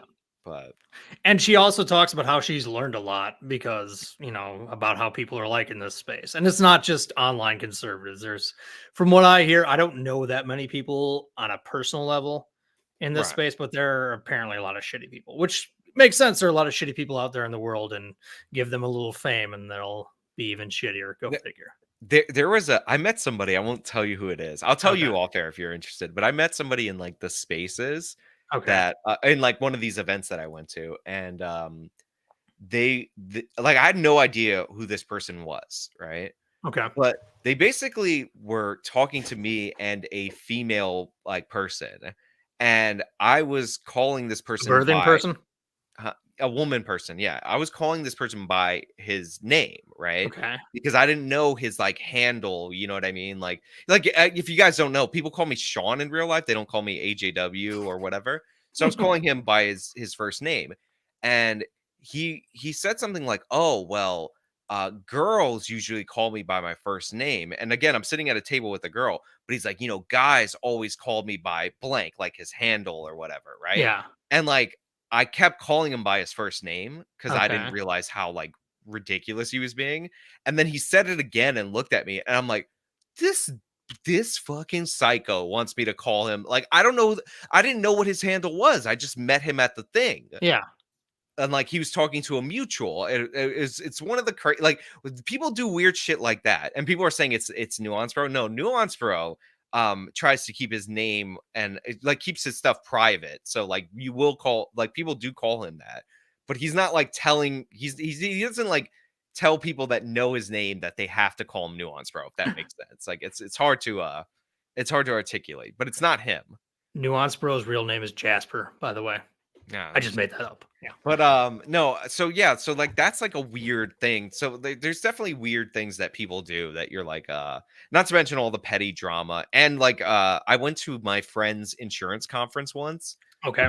Um, like, he got a job in insurance and he went to do a conference. So I went and I pretended to work there, obviously, Hmm. because it was like a free trip paid for by his company. Yeah. And, well, I had to buy my plane ticket. So, those, like, people at conferences, like, they get drunk and then Yeah. they, you know, Yeah. with female and they started praising each other, if you catch my drift. So yeah, that happens at conservative events too. Okay. Yeah, I'm going to a couple, not political, but they're conferences this year, and it'll be interesting. I'll get to see what it's like. Yeah, but there's weirdos. I'm just telling you, there's Yeah, there's there's weirdos and psychos. You got to come to, like, an Amfest or something. Like, I'll get you a free pass in there, a media pass. eventually I will. At some point, I'm super busy with my job right now, but my new Well, job. Amfest is in December. It's right before Christmas, so it really fucks up everybody's plans. Okay. Well, maybe I can make it. We'll Yeah, see. like, you Uh, gotta come, and it's in Arizona. you got to come to the RNC. When is that exactly? It's mid-August, I think. But I might be able to make that, actually. like I said, you can crash at my place. Oh, thank you. Yeah, it's But, somebody's like, "Call me louder with Crowder." That's one, like, I don't, like, hate, like, Steven Crowder or whatever, but, like, and I don't know Crowder at all. I've never met him, but, like, that's, like, a Mhm. situation where I'm like, if everyone who's ever worked with him, like, hates him, like, maybe there's, Yeah. like, a problem. Here's the thing. In order to be a YouTuber, you kind of have to have a big ego about you. Like, I'm going to throw these thoughts out into the world and people are going to like them. Everybody kind of thinks, everyone on the space kind of thinks that. Right. And like I said, it takes an ego to do that. But when you get some popularity and you already have an ego, holy shit, that can change a person. So Mm. it's not surprising that there are some lunatics who will be like, you must call me Skeptosaurus Rex 975. Yeah, it's definitely an ego thing, and yeah, it happens. And by the way, that speaks nothing of his divorce. I'm just talking about him as a business person. Like, I don't want to get into that guy's private life, but somebody's saying that in the super chats, the John Hendy guy, he's like, Hmm. no, no, no, call me a pimp named Slickback, like Boondocks reference. I thought he was gonna make an Alex Stein reference, like pimp on a blimp. It was not Oh, Alex Stein. Like where he how funny would that actually, if Alex Stein said that you have to call me prime time, like I'd comply. that would be a hilarious story, and I would name him as the guy who said that. Alex Stein's a liar, by the way. He said AOC was a big booty Latina and her butt's not that big. So I'm just Yeah. throwing that out there. I do have a funny Alex Stein story, but I can't tell it on camera. Ow. He's a fun guy though. I believe it. Okay, here's a critical comment. Why did he defend child labor and use the same arguments to perpetuate poverty in the first place? A system that supports child labor leads to worse physical conditions for children and causes generational poverty. I'm in favor of child labor, and I make no apologies about it. Send the kids to the mines. Yeah. That's going to be my campaign slogan. And no, this was like one of those things that the goofy libertarians convinced me on, which is like the kids work no matter what. Like Yeah. whether they work on subsistence farms or like out in the factories, that's up to you. And it turns Hmm. out like the factories are safer and they pay better than Yep. these like subsistence farms. So, and it was like if you get to like a $10,000 per capita GDP, you don't have kids working like that anymore. Yeah. And child labor rates are declining, which is Yeah. fortunate. And they, when we were all agrarian societies, they were basically universal. You had one of the reasons they had a bunch of kids. Obviously, they didn't have contraception back then, but they had them because they're free labor. You just have to feed them. Yeah. Yeah. So yeah, like the kids work no matter what, and like it's only when you become wealthier, which Hmm. this is a pathway to become wealthier, like Yeah. over time, like through generations, you stop wanting to send your kids to work. Like Yeah. it's not like people think if you just make it illegal that that just makes these kids like borderline like valueless. Like and you look at like certain places in India where like they got rid of child labor because of like Western concerns and Hmm. people started abandoning their kids because Or like the kids went into child prostitution. yeah. Yeah. Or they would like pick on garbage heaps for scrap metal to get by. So it's like child labor is better than the alternative, which a Yeah. lot of times in the real world you have to make choices based on your Hmm. available options. Yeah. Like it would be great if they all went to school and then, Yeah. got jobs after that. But unfortunately, that's just not the reality in some parts of the world. And the path to a better world for them is working. Um, And also, like, who's gonna stick my iPhone screen onto my like motherboard, like, Seriously. if not a small child? They need those little fingers. Um, and it's not just goofy libertarians like Nick Kristof made this case, and he's a liberal Yeah. Democrat. So it's not out there. But Again, I'm saying I first heard it from yeah, like, yeah. But child labor is lamentable, but like you said, it's where we live in a world of trade-offs, and sometimes it is the better option. and Okay. it's also like when you realize how many people die on those like shitty farms, like Yeah. and like how much more even in America, like the one place where the child labor laws have like a huge gap is the only place where children were working basically at the time, which was on the farms. Like Hmm. all the kids who die in child labor, they don't die at McDonald's because they're working at age 16 or age 14. They die on the farm because their arm got eaten up by a tractor and they stuck their head in there to Yeah. get it out. Uh, so I have this weird habit of if I know somebody and they're like missing a finger or whatever, I ask them, "Hey, how did that happen?" It's a good conversation piece. Um, More often than not, it's like, "Oh yeah, I lost it in a corn husker" or something like that. Like, yeah, Yeah. agricultural practice can be very dangerous because especially now that they're using machinery and stuff. But Yeah. yeah, all right. Here's one. Why aren't you an anarchist? As a libertarian slash neoliberal, it can be complicated to explain why the non-aggression principle doesn't apply when talking about the creation of the police and army. Cheers. I know I'm not an anarchist because I don't think it has a realistic solution to the problem of violence. Let's Yeah, prove I that. think I'm more I say I'm more like libertarian leaning, like, because I don't want to get into this like get rid of all the government, but then have like an ANCAP society. Like you need some basic functions. Hmm. So like it's that's basically it. Like as little government as possible, like is my ideal like world. But like you gotta like have some things like function, and giving the state the monopoly on violence, if it prevents us from shooting each other in the streets over our disputes, is supposed to be the deal. Yeah. My whole thing is reduce power to this lowest level possible, preferably the individual, but that's just not realistic for everything. So, anyways, why don't we wrap this up? Yeah, I I'm want to hear back this in Alex Stein Canada. story real quick Oh yeah. before. Well, we have to end it first because, and then I want to hear who made you call them by their weird name. But I'll tell you that one for sure. I will. If you go to my Patreon and give me $100, I will give you every detail that Sean tells me. So you've been told. Anyways, you got anything last words? Well, somebody's saying I'm like basically a conservative. I'm like I'm pretty like socially like open. Like I don't care about the gays or the transes or any of that. Like like I'm of the belief like if you don't like gay marriage, don't go to the wedding. Like Yeah. don't buy a gift. Like you know what I mean? But Mhm. like I just like do I need all this stuff in the schools? No. Do I think the gays is different from the transes? Yes. But like I don't care if like an adult like alters their body or whatever. Like I'm in the so same like camp. I'm not like socially like this like crazy like conservative like rah, Yeah. rah. Rah. You got to do the That's a you got to do great the description of Cartman my TJ politics. voice for everything. Like the TJ Cartman voice. Yeah. Eh. There we go. All right. Well, thank you so much for watching, guys. Thank you to all who sent the super chats. That lunatic who I blocked. So he's now blocked on my Twitter. He's blocked on my Instagram. He's blocked from my YouTube channel. So we'll see where he comes at me next. But he says I'm a Marxist and a neocon. So I don't know how that works. But Right. anyways, this is the last time I'm going to talk about him. So all right, take it easy, guys. Bye.